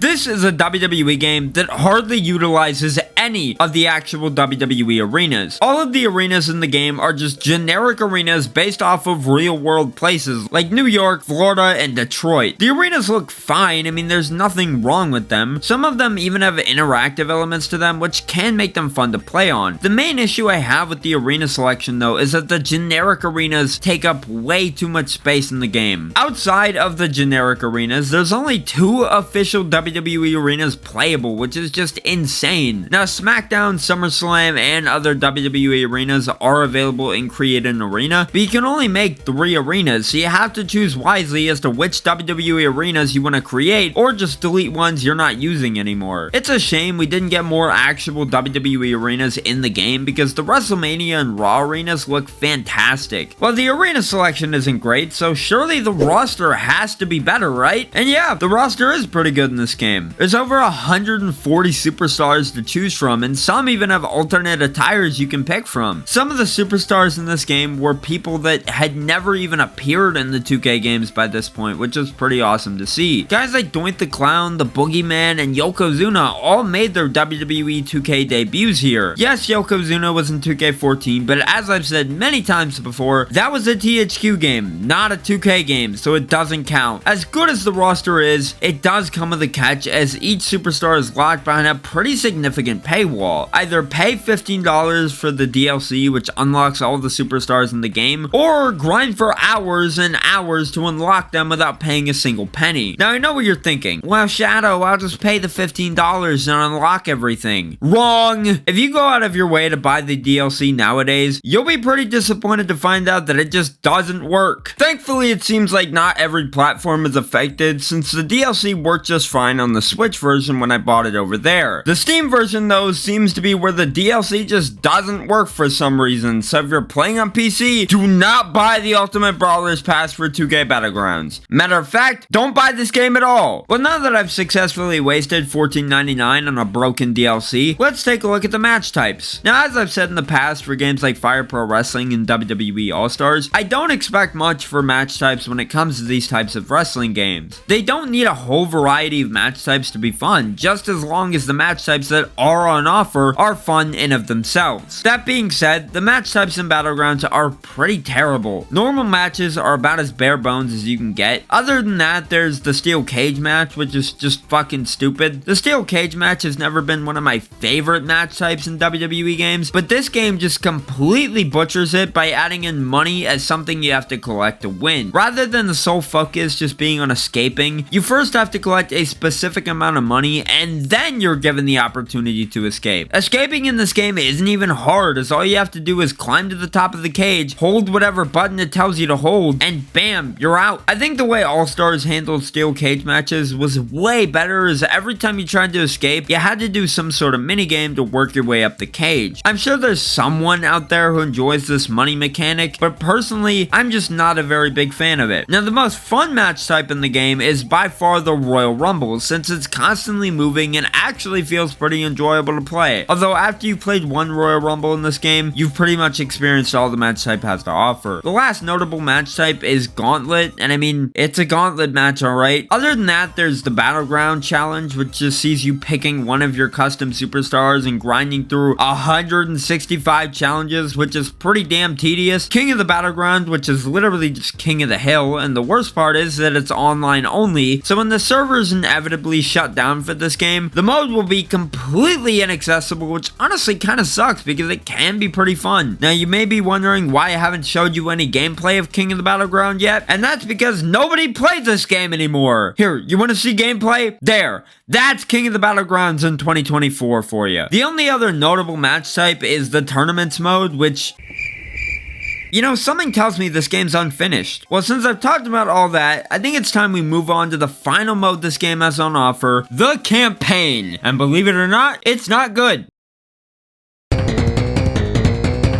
Now, if you thought 2K Battlegrounds couldn't get any worse, just wait till you see what this game's campaign is like, because it really is atrocious. The campaign in this game just feels like busy work. It's not at all interesting, and you don't even get to play as actual WWE superstars in it. Instead, you have to play as these generic-ass wrestlers who just aren't interesting in the slightest. The story is told via comic panels, which honestly just comes off as cheap, and yes, I get this was a budget release and didn't have a whole lot of development time, but WWE All-Stars released for $50, just 10 more than what Battlegrounds retailed for, and that came in full-fledged cutscenes for its campaign mode, Path to Champion. The main problem with the campaign in Battlegrounds isn't the comic panels though, it's the fact that the campaign is just so damn tedious. There's multiple branches that you can go down in the campaign to unlock various rewards, and if you want to earn enough currency to unlock the stuff in the game, you're gonna have to go down these branches, which can extend the length of the campaign, making it a pain in the ass to finish. The main incentive to completing the campaign is to get all the arenas, and that's about it. Honestly, there's really nothing more to say about the campaign. Its only purpose is to serve as just another thing to grind through, and it's a tedious grind at that. I think if this game had some sort of tower type mode, it probably would have worked a lot better than whatever the hell this campaign was. But good ideas weren't really 2K's strong suit at this time, unfortunately. In conclusion, WWE 2K Battlegrounds is pretty bad at just about everything it tries to do. The gameplay feels clunky and boring, some of the modes don't even work due to being online only, and the immense grind to unlock all the superstars in the game just completely ruins the experience. The game's biggest problem is that it leans so heavily on microtransactions and constantly pressures you into just whipping out your wallet to spend money on the game. You could spend hours just trying to unlock one superstar or alt attire, or you could spend $20 and get it over with without even having to put up with grinding for hours on end. The microtransactions are even set up in the most predatory way possible, with the cheapest option being at the very end and all the more expensive options being at the forefront of the menu. Had 2K Battlegrounds been more than just a blatant cash grab, I really do think it could have been a fun game, but I don't think Battlegrounds was ever really meant to be anything more than that to begin with. So with that being said, fuck Battlegrounds, just give us WWE All-Stars 2 already. In 2019, 2K released one of the worst wrestling games of all time in the form of WWE 2K20. 2K20 was an absolute disaster of a game, and with that, it became pretty obvious that something needed to change if the WWE 2K series wanted to keep going. The series had always been full of ups and downs from 2014 to 2019, but 2K20 was a disaster beyond anything that the series had ever seen before. As a result of 2K20's disastrous release, it was announced in 2020 that a 2K21 wouldn't be happening. Rather, Visual Concepts would get an extra year of development time to work on the next installment of the WWE 2K series. Well, 2K21 may have gotten cancelled, but it could have been worse. We could have gotten a shitty WWE All-Stars knockoff instead. You gotta be fucking kidding me. Fast forward to 2021, and after having spent most of that year playing 2K19 and not 2K Battlegrounds, it all came to a head at that year's WrestleMania when the next WWE 2K game was officially announced. That was also the day I realized my WWE 2K collection would forever look terrible on my shelf. Hey man, that's a nice collection you got here. It's pretty impressive, but where's 2K21? Get the fuck out. Now, the initial trailer for WWE 2K22 didn't show us a whole lot. I mean, hell, all we saw was Rey Mysterio hitting a 619 on Cesaro, but I think the trailer did a pretty good job of conveying that the game was shaping up to be much better than 2K20. Even the tagline for the game was "It hits different," implying that the game was going to be a pretty huge deal. Now, as the year went on and we'd start to see more and more gameplay and screenshots, it became pretty obvious that 2K22 was going to be nothing like we were used to. Fast forward to 2022 when the game launched, and man, it was so good. Released in March of 2022, WWE 2K22 more or less served as a reboot of the WWE 2K series, as everything we once knew about the games was thrown out the window in this one. Everything from the gameplay to the graphics and presentation was completely reworked for 2K22, and you can really tell that 2K and Visual Concepts learned a lot from the disaster that was 2K20. WWE 2K22 just had so many many good things going for it. For instance, the new and improved gameplay felt buttery smooth and incredibly fun, the overhauled graphics were full of detail, and the game was centered around Rey Mysterio, which was awesome. Speaking of Rey, this cover art is absolutely incredible. I absolutely love what they did for 2K22's cover art, as it goes for this artistic approach that I feel has always been missing from the 2K game's cover art. I've always preferred the more stylized approach from games like WWE 12 and 13 compared to the 2K game's approach, which would always just feature the superstar placed in front of a logo and nothing more. With all that out of the way though, I think it's time we finally take a look at WWE 2K22 and find out what exactly made it so great.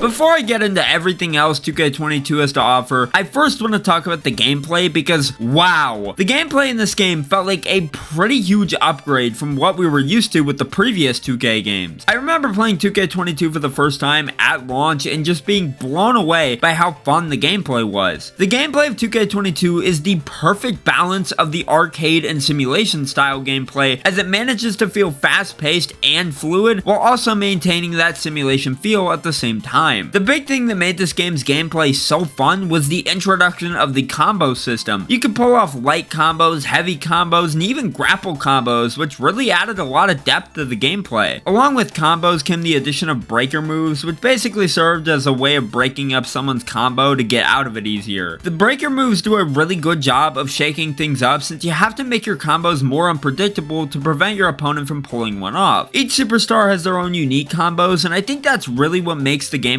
feels so fun. Every superstar feels different and plays differently from one another. It actually gives you a reason to want to try out different superstars just to see how they play. I think what I love the most about the gameplay of 2K22 though is the fact that it brought back the freedom of the older games. This was the game where they finally got rid of the awful strict weapon placement system from 2K17 through 2K20 and just allowed you to place tables and ladders wherever you wanted. It feels so nice to be able to set up spots the way I want to without the game telling me that I have to place a table or a ladder in a specific spot. Extreme Rules matches in this game are a ton of fun because of the freedom this game gives you. They even added in 2 new weapons in the form of the stop sign and the hockey stick, which is pretty awesome. Another thing that made 2K22's gameplay so great was the addition of the stun meter, which once full allows you to just beat the shit out of your opponent and not have to worry about them reversing or getting out of it. It's honestly a pretty cool mechanic, and it's the little things like this that I feel significantly improve the gameplay experience and make it a lot more fun. Honestly though, that's about it as far as the gameplay goes. 2K22's gameplay, while simple, was still fun enough to give me 162 hours of fun and enjoyment. As I said, it's got that arcade feel to it, which I absolutely love, but it also has those simulation elements to it for the people that enjoy that. Enough about the gameplay though, how about we move on to the roster? Now before 2K22 even released, WWE released a shit ton of people from the roster, which had me worried that the final roster for 2K22 was gonna suffer as a result. Thankfully though, the roster ended up being pretty damn good. This game featured the likes of China, Jim the Anvil Neidhart, and so many other iconic legends and superstars. The already stacked roster got even better though with the DLC. I genuinely believe that the DLC for wrestling games peaked with this game because holy shit, LA Knight, 3 versions of The Undertaker, The Boogeyman, Doink the Clown, and even Yokozuna. Oh, and Machine Gun Kelly was DLC too. But who the hell cares? They made Mr. T DLC. Now you can't talk about the DLC in 2K22 without mentioning the incredible NWO DLC pack, since that gave you Eric Bischoff, a whole new arena, and of course the NWO versions of Hogan, Scott Hall, Kevin Nash, and X-Pac. Also, if you've ever wanted a wrestling game with 8 versions of Rey Mysterio, this game has you covered. Seriously, the fact that I can do an 8-man match with all the Rey Mysterios featured in this game is insane. Thing is though, I wish these would have just been alternate attires rather than each version of Rey being made into their own separate character. What makes it all the more confusing is that some of the attires are alt attires for certain versions of Rey. For instance, 09 Rey has a 2010 alt attire, yet 2011 Rey is its own separate character. 2K, what the hell were you thinking? You know, never in my life did I think I'd be getting paid to bitch about Rey Mysterio attires in a wrestling game, but here we are. As As good as everything I just talked about is though, the one thing that I feel really made this game as great as it was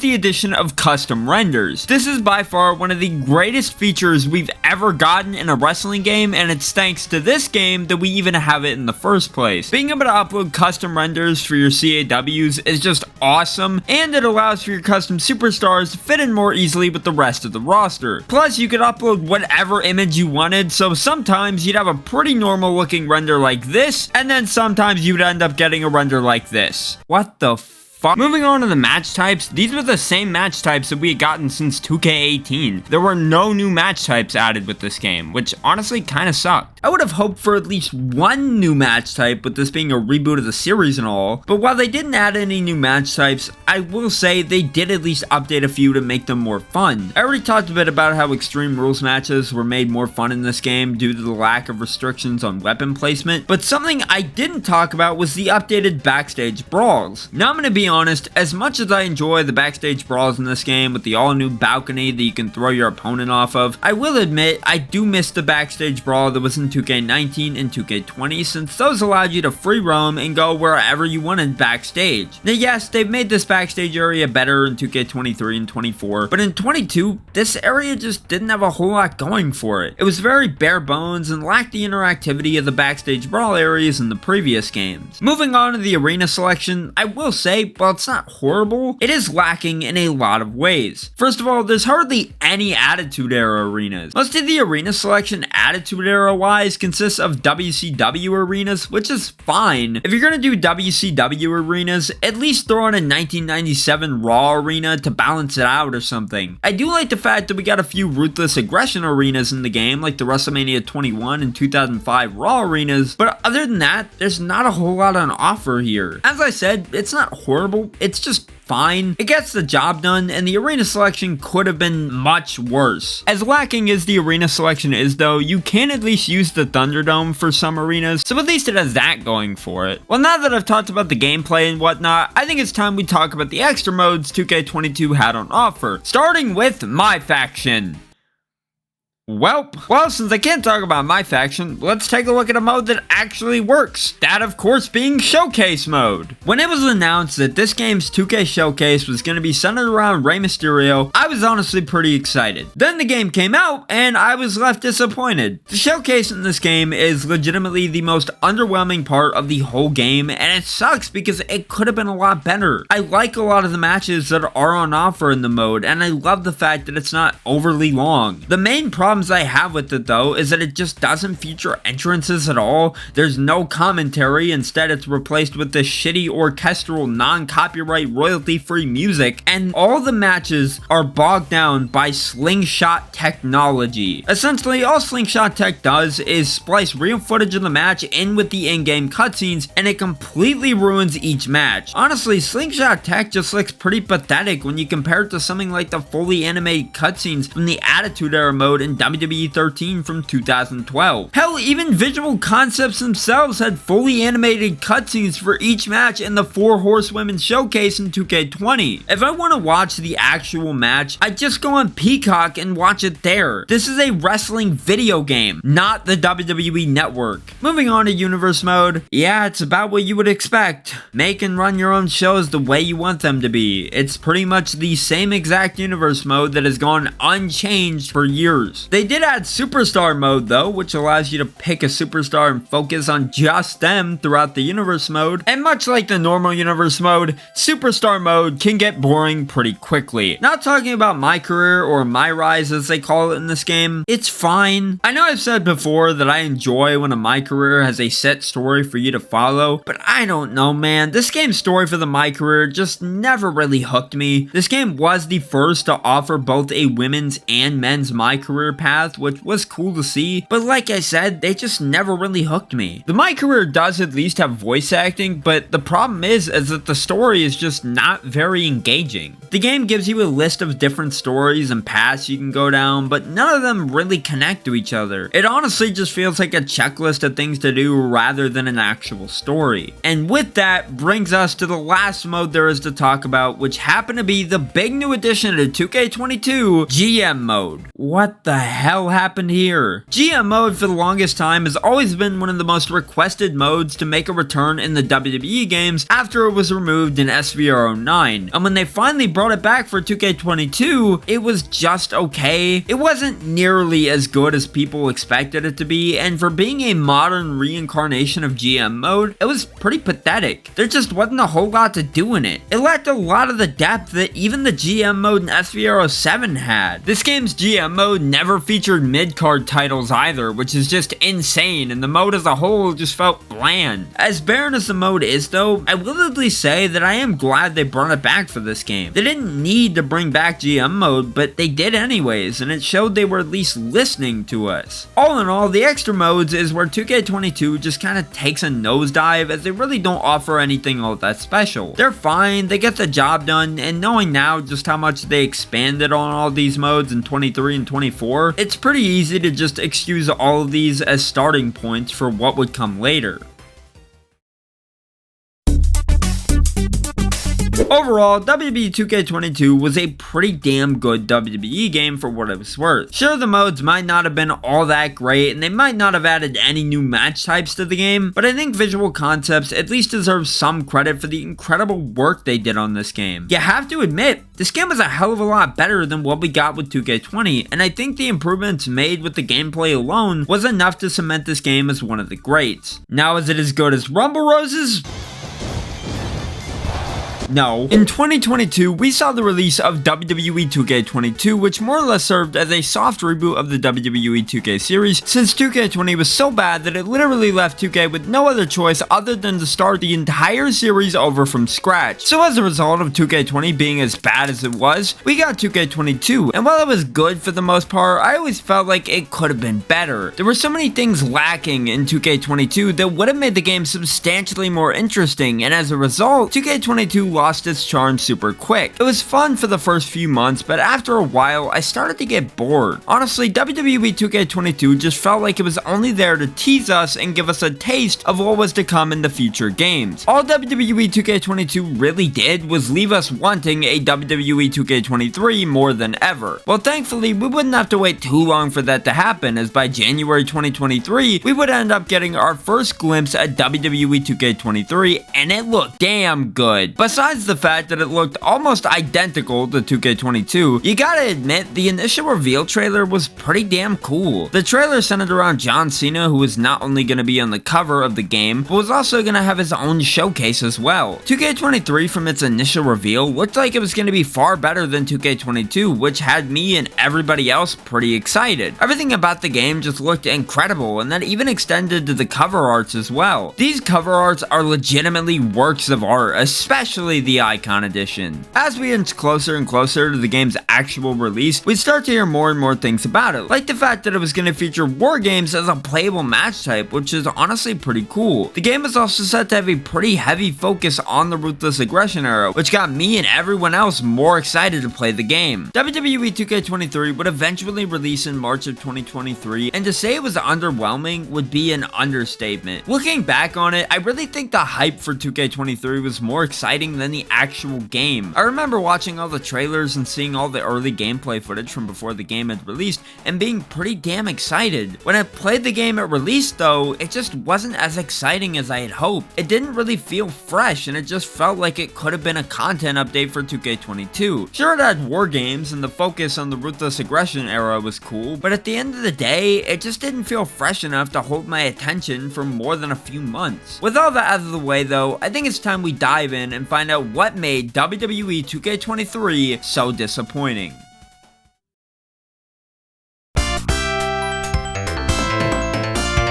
The first thing I want to talk about when it comes to 2K23 is the gameplay, because it's definitely the best part of the entire game. The gameplay of WWE 2K23 at its core works the exact same way that it does in 22. Every core gameplay mechanic from 2K22 is still here in 23, like dodging, rolling, blocking, the combos, everything that made 2K22 as fun as it was carried over straight into 2K23. The problem is that 2K23 just didn't really change the gameplay up enough to make it feel different or unique unique compared to 2K22, and for me, I think that's why 2K23 was as disappointing as it was. I will say that while everything in 2K23 feels just about the same as it did in 2K22, the combo system in 23 does feel a bit more smooth and refined. Now maybe that's just me trying to cope with the fact that I essentially spent $120 on what was the exact same game from the previous year, but I swear the combos just feel faster and more responsive in this game than they did in 22. Other than that, I mean, the gameplay is literally the exact same. I honestly wish 23 had made more improvements to the gameplay, because if it did, it probably would have kept me playing the game for longer. Now, while the gameplay in 23 pretty much went unchanged, they did at least update some of the match types, and by that, I mean they only updated one. The match type that got updated in 2K23 was the Backstage Brawl, and all they did was take the Backstage Brawl area from 2K22 and put a spotlight in it. That's it. As far as the other match types, they still remain about the same as they did in 22. Extreme Rules matches in 23 are still a blast because there's no restrictions on where you can place weapons, and normal matches are made more fun with the combo system that was introduced in 2K22. The real star of the show for match types though is the War Games match, and I gotta say, it's a pretty good time. The fact that it took as long as it did for us to get War Games in a WWE game is still absolutely insane to me, but thankfully 2K23 was the game that finally made it happen. War Games in 2K23 is honestly the best part of the entire game because it works really well. If you know how War Games works, then you're familiar with how it works in this game. 2 teams of 4, 1 person from each team starts off the match, and over time, more people from each team enter, and the match starts once everyone from both teams is in the ring. It's definitely one of the more chaotic matches in the game, and it's made even crazier by the fact that you can bring weapons into the ring when you enter the match, which is honestly pretty cool. As good as War Games is, it honestly kind of sucks that it was the only new match type added to the game, as I feel they probably could have added just a few more to make 23 feel a bit more fresh compared to 22. But at the end of the day, I can't hate too much because at least we got something new, and you can really tell Visual Concepts put a lot of work into War Games to make it as fun as possible, so I'll give it a pass. Moving on to the roster, it's honestly pretty damn good. Sure, the roster is pretty much exactly the same as how it was in 2K22, but 2K22 had a pretty great roster, so I really don't see the problem. This game is notable for being Edge's last appearance in a WWE game before he'd leave for AEW, the first appearance of Cody Rhodes in a WWE game since 2K17, and it even featured Bray Wyatt and Uncle Howdy as DLC, which was pretty damn awesome. Now, much like 2K22 did with Machine Gun Kelly, Bad Bunny was added in as a DLC character, and you know what? I'll gladly take Bad Bunny over Machine Gun Kelly in a WWE game, because at least Bad Bunny actually makes sense to be in a WWE game. Sure, MGK has made appearances on WWE TV every once in a while, but Bad Bunny actually wrestled in the WWE ring. So Bad Bunny being a DLC superstar in 2K23 was honestly pretty cool. Now, as good as the roster is, it unfortunately suffers the same problem that 2K22 had with its numerous Rey Mysterio attires, except this time, the problem is John Cena. How is it that 2K15 had this problem solved in 2014, yet in 2023 they couldn't figure out how to put multiple alt attires on one superstar and call it a day? In total, there's 10 John Cenas in this game, and they're all their own separate characters, which is wild. Then if you have the DLC, you get Prototype John Cena, which takes it up to 11, and that doesn't even count the action figure John Cena in my faction.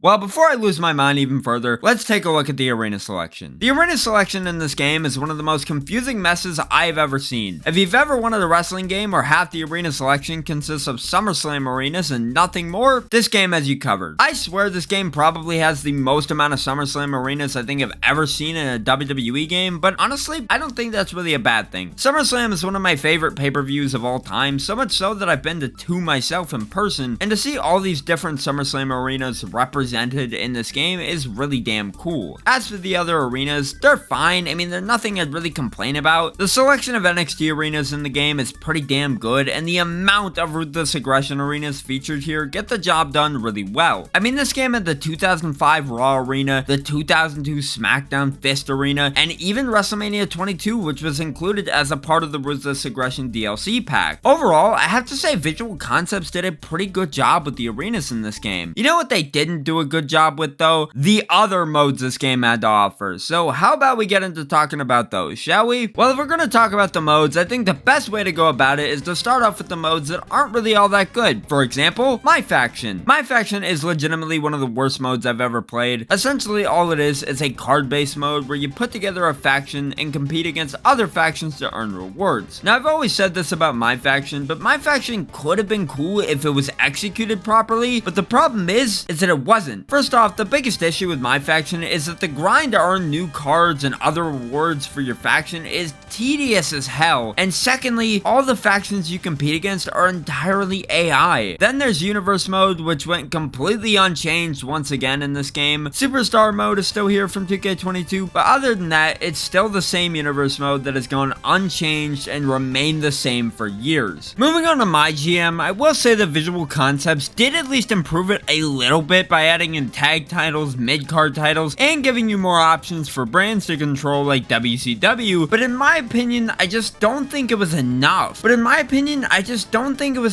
make GM mode feel all that different compared to 2K22's. Honestly, the GM mode in this game still felt just as bare bones as it did in 2K22. Overall, GM mode in this game just isn't very good, and honestly, you'd probably just be better off playing SBR07's GM mode instead, because you'll get way more enjoyment out of it than you would with 23's GM mode. Now talking about My Rise, this game followed the same formula as 2K22, giving you both a men's and women's story to play through, and much like 2K22's My Rise, this game's My Career just didn't hook me at all. I think the women's My Career was a lot more interesting than the men's story, since it involves you being the niece of a former women's wrestler and WWE Hall of Famer, but as for the men's one, it's just not all that great. You're given a preset gimmick at the start of the story, so you can't even use whatever attire you created for the first few matches in the mode, and the story all around just isn't all that interesting. It's set up a lot like 2K22's where it's non-linear, so you're able to go down various paths and stories, but even then, it doesn't really feel like you have that much control over your career. I would have just preferred one long, well-written story like 2K19 had compared to this one where it's just broken up into tiny pieces. Well, with that, it leaves us with one more mode to talk about, and thankfully, I saved the worst for last. The 2K showcase in this game had a ton of potential. Then again, I said the same about the Rey Mysterio showcase in 2K22, and yet they still messed that up, so at this point, I'm really not surprised that 2K23 showcase ended up being a flop too. The whole focus of this game's showcase was on John Cena's career, but unlike most showcases where you play through the matches that the showcase superstar won, this one was to take you through the matches that Cena lost throughout his career. Honestly, this is the best possible way they could have gone about doing this showcase, as it allowed you to play as someone different each time rather than being stuck playing as John Cena for every match in the mode. The showcase takes you through 14 different matches spanning from the beginning of Cena's career in 2002 all the way to SummerSlam 2021 when he faced Roman Reigns for the Universal title. While all the matches are fine and good, the only real issue is slingshot technology. I've expressed my hatred for slingshot technology many times in the past, but in case you're not familiar with what it is, essentially all it does is splice real-life footage of the matches in with the animated in-game cutscenes. Slingshot technology is really just some fancy marketing term for we're too lazy to animate actual cutscenes, so here's the real match instead. I will say that the showcase does at least end with a pretty cool bonus match against Super Cena, so at least that's something. With that though, I think I've covered just about everything 2K23 has to offer, so I think it's time we go ahead and wrap things up. All in all, WWE 2K23 was pretty disappointing all things considered. Sure, it did some things pretty alright, but when you really look at it, the game is literally just 2K22 with very minor improvements. It didn't feel like a huge leap forward, and as a result, it ended up feeling pretty underwhelming. Between this game, 22 and 24, 23 was the one game that I had the least amount of playtime on because it simply just didn't keep me very engaged. It got old and stale pretty quick. That didn't stop Visual Concepts from releasing a more expensive Bad Bunny edition in October 2023 for $140 though. Who the fuck bought this? WWE 2K24 might just be the greatest wrestling game I've ever played. This game has it all. A roster, arenas, slim gyms. I mean, what more could you ask for from a wrestling game? WWE 2K24 was released, last week actually. Damn, I'm late. Anyway, since 2K24 came out, I've spent quite a bit of time playing it, and I gotta say, it's pretty damn good. 2K24 is probably easily the best WWE game we've had in a while, but as good as it is, it's definitely not perfect. Is the game better than 2K22 and 23? Yeah, but is it better than 2K14? Yes and no. Despite that though, I still think 2K24 is another step in the right direction for the WWE 2K series. So with that being said, I want to talk about the good as well as the bad of WWE 2K24 so you can decide whether it's worth picking up or not.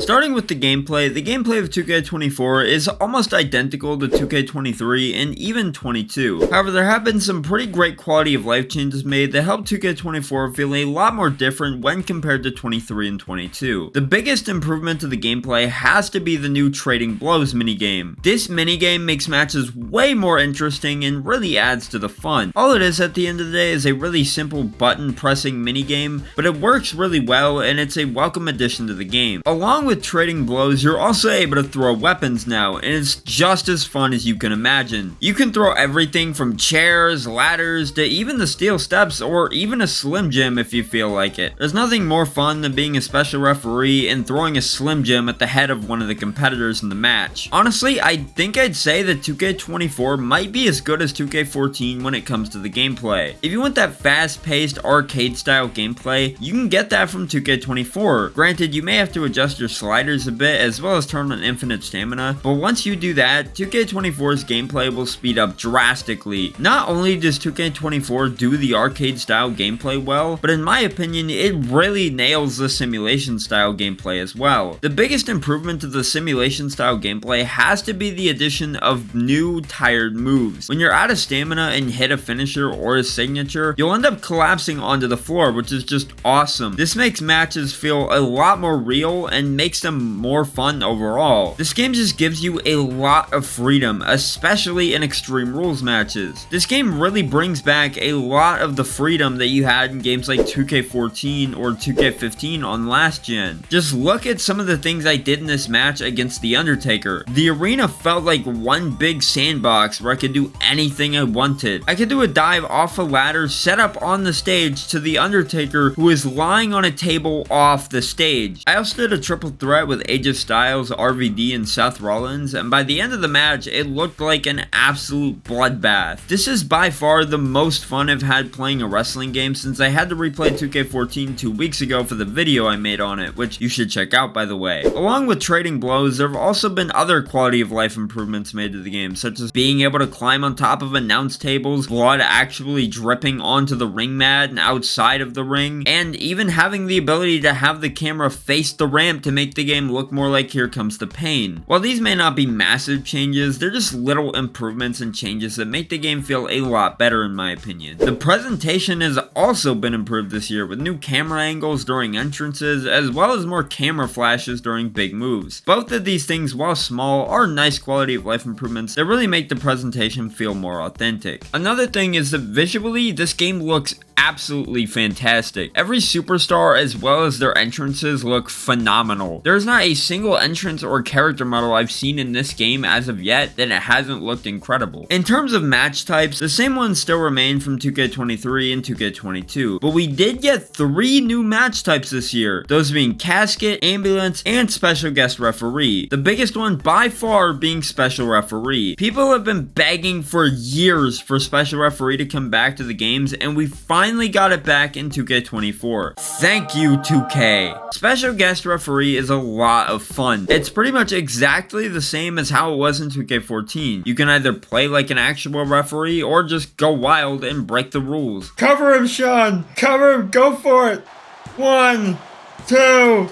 It's over! You want to screw someone over? Go for it. Throw a Slim Jim at one of the competitors? You're the referee. Who's gonna stop you? As I mentioned earlier, along with Special Referee, the Casket and Ambulance matches have also been added as playable game modes. They play pretty much the exact same, which might be a negative for some, but I mean the Ambulance and Casket match being in the game is good enough for me. Despite them playing relatively similar to each other though, they're both really fun in their own right. Overall, the gameplay of 2K24 is pretty great, and with all the quality of life improvements made this year, it feels like a pretty solid improvement over 23 and 22. If you skip 23 because of it looking too similar to 2K22, I really think you'll enjoy 24 because the gameplay is way different. Now talking about the roster, while this isn't the greatest roster we've ever had in a WWE game, it's definitely pretty good. This year's roster gives us 200 plus superstars and legends, and with the DLC coming out later this year, this roster is guaranteed to get even better. The arena selection is also pretty great, but I feel like it's not as great as it could be. Because we only got 17 WrestleMania arenas from the 40 years of WrestleMania Showcase, which I'll talk more about later, we're really missing out when it comes to the other Mania arenas. Sure, we're gonna get WrestleMania 40 post-launch, but that doesn't make up for the fact that we don't even have WrestleMania 1 as a playable arena in the game. How are you gonna make a 40 years of WrestleMania mode and not include WrestleMania 1? 2K14 had 30 WrestleMania arenas if you include the WrestleMania 30 concept arena. This game only has 17. No WrestleMania 2, no WrestleMania 14, not even WrestleMania 28. Even with the lack of Mania arenas though, the arena selection as it is fine. It's not horrible by any means, I just wish we had more Mania arenas in the game. The Manias that are in the game though look absolutely fantastic. WrestleMania 30 looks beautiful, and even with the lack of shadows on the daytime version of WrestleMania 31 on the PC version of the game, Mania 31 looks stunning in this game. Don't ask why the shadows are missing because I have no idea. As good as the arenas are though, they could definitely use more Slim Jim logos. Moving on to the side modes in this game, I first want to talk about Showcase because this might just be the worst Showcase I have ever played in a WWE game. First of all, as I mentioned earlier, this mode completely blue balls us on how many WrestleMania arenas we get from this mode. Second, there's only 21 WrestleMania matches, already off to a bad start. Third, the AI in all these matches is absolutely ridiculous. They can put you in a submission hold, and just like that, you're done. Fourth, the objectives are so goddamn tedious and annoying. Brock vs. Taker at WrestleMania 30 asks you to hit over 13 German suplexes in total, which is just super tedious and time consuming. The worst part about this showcase though has to be slingshot technology. Fuck slingshot tech. This absolutely ruins the mode. All slingshot tech does is create transitions from in-game cutscenes to clips of the actual match. I swear most of my playthrough from this mode was just me watching the actual matches rather than playing them. The Rock vs. Stone Cold at WrestleMania 17 had you playing for like a total of 5 to 6 minutes, and the rest of it was just footage of the actual match. This mode felt more like the WWE Network than actually something I could play. Most of these matches don't even let you play the finish of the match, as the finish happens in the real footage. Not only that, but the matches don't even feature commentary either. Instead, we have royalty-free orchestra music playing over each match, which is just lame. Speaking of lame, let's talk about my faction. If I'm being honest, my faction this year is actually pretty good. I'm not a big My Faction guy, but from what I've played of it so far, I might actually try and get into it more this year. Essentially, My Faction is just a mode where you set up a faction using cards of superstars,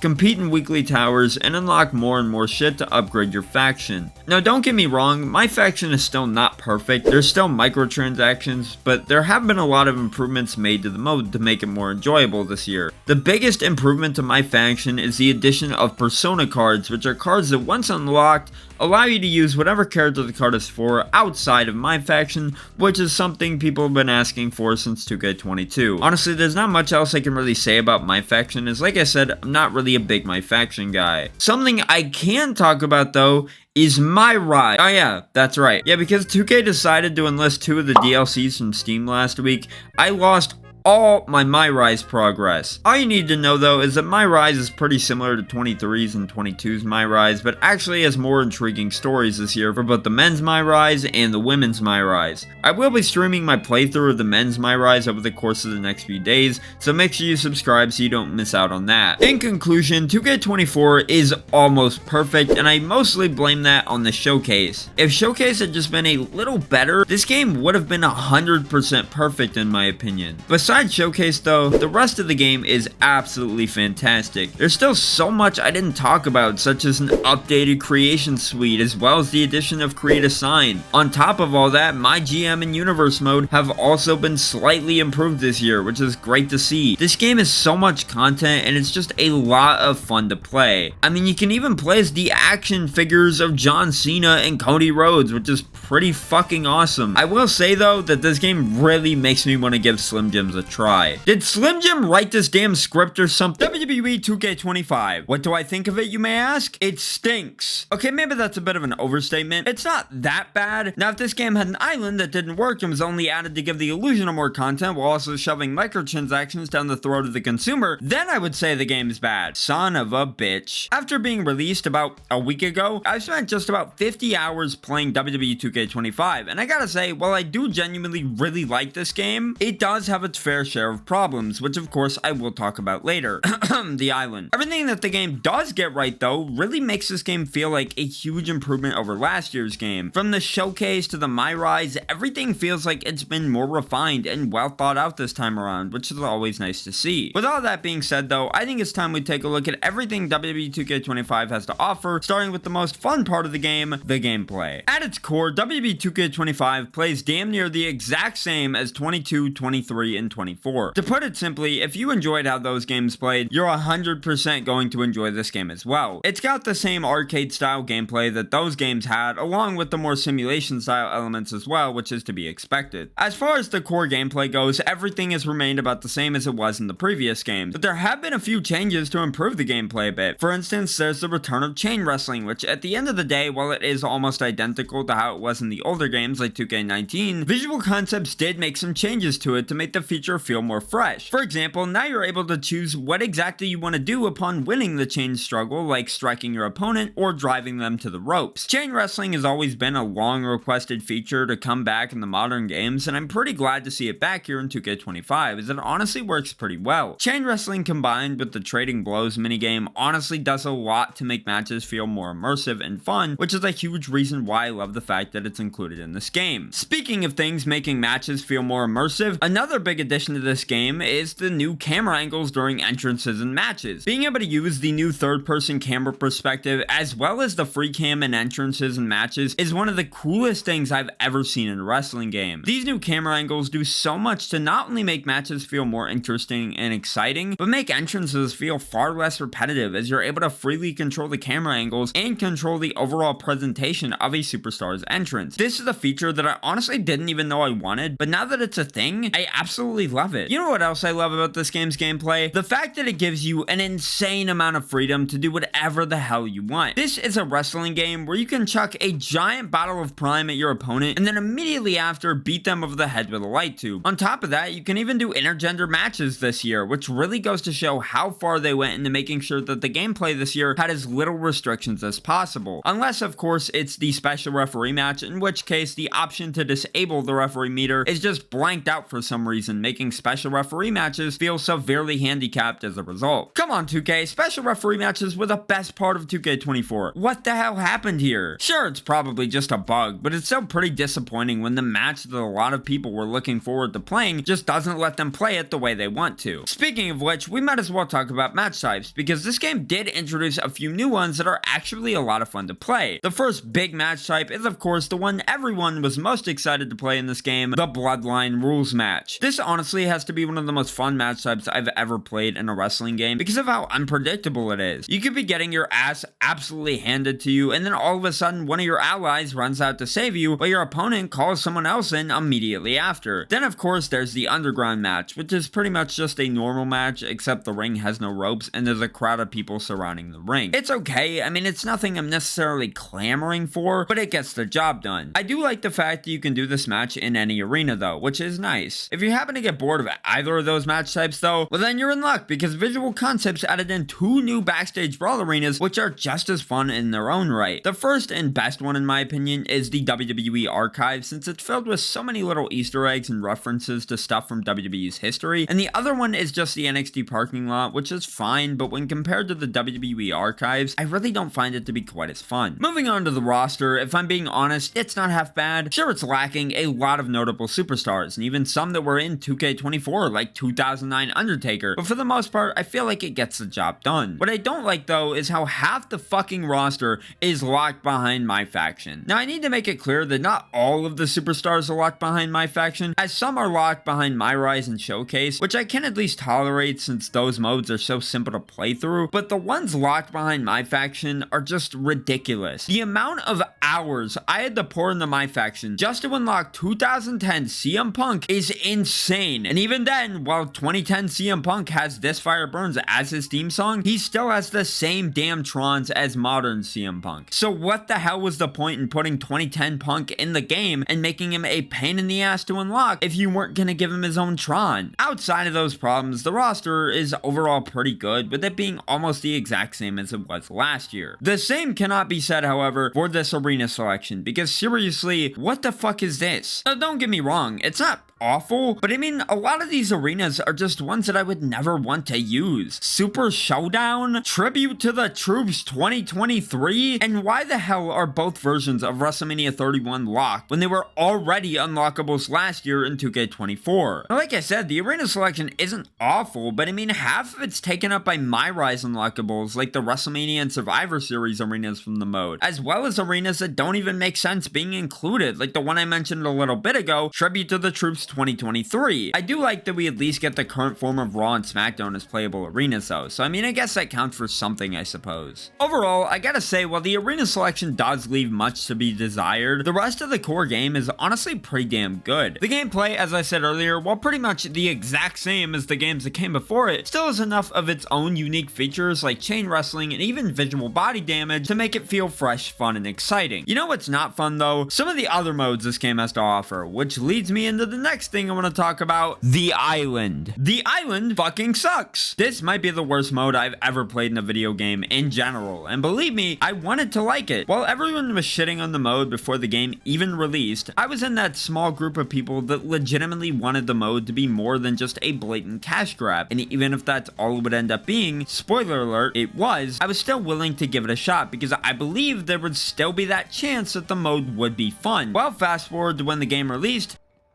Oh my god, this might be the worst lag I've ever seen in a video game, and I could not have been more wrong. The island is pretty much just a hub world, allowing you to level up your custom wrestler while doing various quests and playing through online matches. First of all, we might as well address the biggest issue, and that's the fact that this mode absolutely ruined the overall creation suite, as a good majority of items and even hairstyles are locked behind this mode. Not only that, but the items in the island are separated by gender, meaning if you buy an item in the island for a male superstar, you won't be able to use it on a female superstar and vice versa. This is undoubtedly one of the biggest middle fingers to all the creators out there, as now if they want to make their superstars the way they want them to, they may get to a point where they need to end up spending money on the island, a mode they may never actually play or have any interest in, just to get a specific item for their CEW, and that's just terrible if you ask me. Even worse is that cross-platform community creations between old gen and next gen got split in half for some reason, which makes zero sense, meaning if you're playing on PC or old gen, you just can't access anything uploaded on community creations from anybody on Series X and PS5. That's stupid. Then on top of that, there's the fact that despite the game being brand new, the island is already dead, with queues for matches often taking 5 minutes or longer, and for a mode that was this hyped up, that's just pretty sad if you ask me. It's very obvious no one likes this mode, and why 2K decided it'd be a good idea to include is beyond me. Obviously it was for money, but even then, I really don't think this mode is going to be that successful in the long run anyways, so what's the point? While we're on the topic of blatant cash grabs, we might as well talk about everyone's favorite punching bag of a mode as of late, my faction. My faction this year is about the same as it was in previous games, in a sense that it still functions the exact same way. It's still the same card-based mode built upon microtransactions that everyone knows and hates. I will say though, as bad as the mode is, it does have one saving grace, and that's the the all-new World Tour mode. This mode is honestly the best part about my faction for me, because it's the only part of the mode that doesn't feel like it's constantly telling me to spend more money than I really need to. Essentially, the mode lets you tour, quote-unquote, various regions, and allows you to play through a series of matches in each part of whatever region you're currently competing in. Playing through each tour in each region will always net you a good amount of rewards, which is nice, and it's fairly easy to get through too. Sure, it does take a good couple of hours, especially if you're going for 2010 CM Punk like I was, but I mean overall, it's not a bad mode. The other parts of my faction though still suck ass, of course. Fuck my faction. The other big mode this game has to offer is, of course, as usual, the 2K Showcase, and would you believe me if I told you it's actually somewhat decent this year? Now don't get me wrong, it's not perfect, as some of those matches did not feel like they were even remotely tested before release, and my god, some of those timed objectives were a huge pain in the ass, but for what it's worth, it's not half bad. It's leagues better than 2K22 through 2K24 showcases, as this year's showcase not only includes full entrances and commentary, but full-blown in-game cutscenes as well, which is what I and many others have been asking for years now. The showcase this year, of course, focuses on the Bloodline Dynasty, and I mean, the opening alone, which lets you play through the very end of Cody versus Roman at WrestleMania 40, does a great job to get you hooked right from the jump. For the first time in forever, I can confidently say that this year's showcase is legitimately worth playing. Next up is My Rise, and I gotta say, I really enjoyed it this year. The My Rise in the past few games have never done much to really keep me engaged, as they always just felt slapped together and never really amounted to much. This year though, they actually give you a more cohesive story to play through, similar to 2K19's My Career. You can even continue playing the mode after you finish the story, or even replay it multiple times in a New Game Plus sort of style, where you get to keep all your stats and everything, which is really nice. Now, I don't want to say too much to avoid spoilers for any of you out there who are planning on playing My Rise this year, but all I will say is that if you enjoyed the way 2K19 handled its My Career, and you enjoy the more story-focused career modes, then I really recommend giving this game's My Rise a try. As for the other modes like GM mode and Universe mode, they've both gotten improvements which do enhance the overall experience of both. For example, in Universe mode, promos are finally back, and I mean, they're fine, they work, but I mean, outside of that, it's still the same old Universe mode that I refuse to get into, as I just have zero interest in it. They do also give you the option to make shows span across multiple days, which is a nice addition, but why did it take this many years for these types of changes to be made to the mode? I mean, after we got Superstar mode added to Universe in 2K22, we got nothing new after that. Universe in this game is definitely better than it was in the past few games, but I mean, to be honest, that's not really saying much when the mode hasn't had much of anything done to it over the years. Then in GM mode, there's the addition of cross-branded pay-per-views where you're able to compete directly against the opposing brand using one of your stars against theirs in certain matches. And then of course there's the biggest addition to the mode, online play. Being able to play GM mode online with friends in this game is honestly a ton of fun, and it works incredibly well, albeit with some restrictions such as not being able to play or spectate matches, as well as not being able to use custom GMs. While the limitations are unfortunate, the fun you can have in GM mode online alone makes up for it. Anyways, with all that being said, WWE 2K25 is a bit of a mixed bag. Sure, the gameplay is fun, and some of the modes like My Rise and Showcase are pretty entertaining this year, but at the end of the day, the game is so heavily bogged down by my faction and the island that it can be hard to enjoy the game at times. When half the roster is locked behind stupid my faction stuff, and a good majority of the creation suite takes a hit due to the island, these are things which negatively impact the game as a whole and make it difficult for a lot of players to do the things they want to do in this game. Making people play through Showcase to unlock people is one thing, but to force people to play through garbage microtransaction filled modes for hours on end just to get one new superstar added to their roster is a huge problem. Watch, next year they'll start locking arenas behind my faction.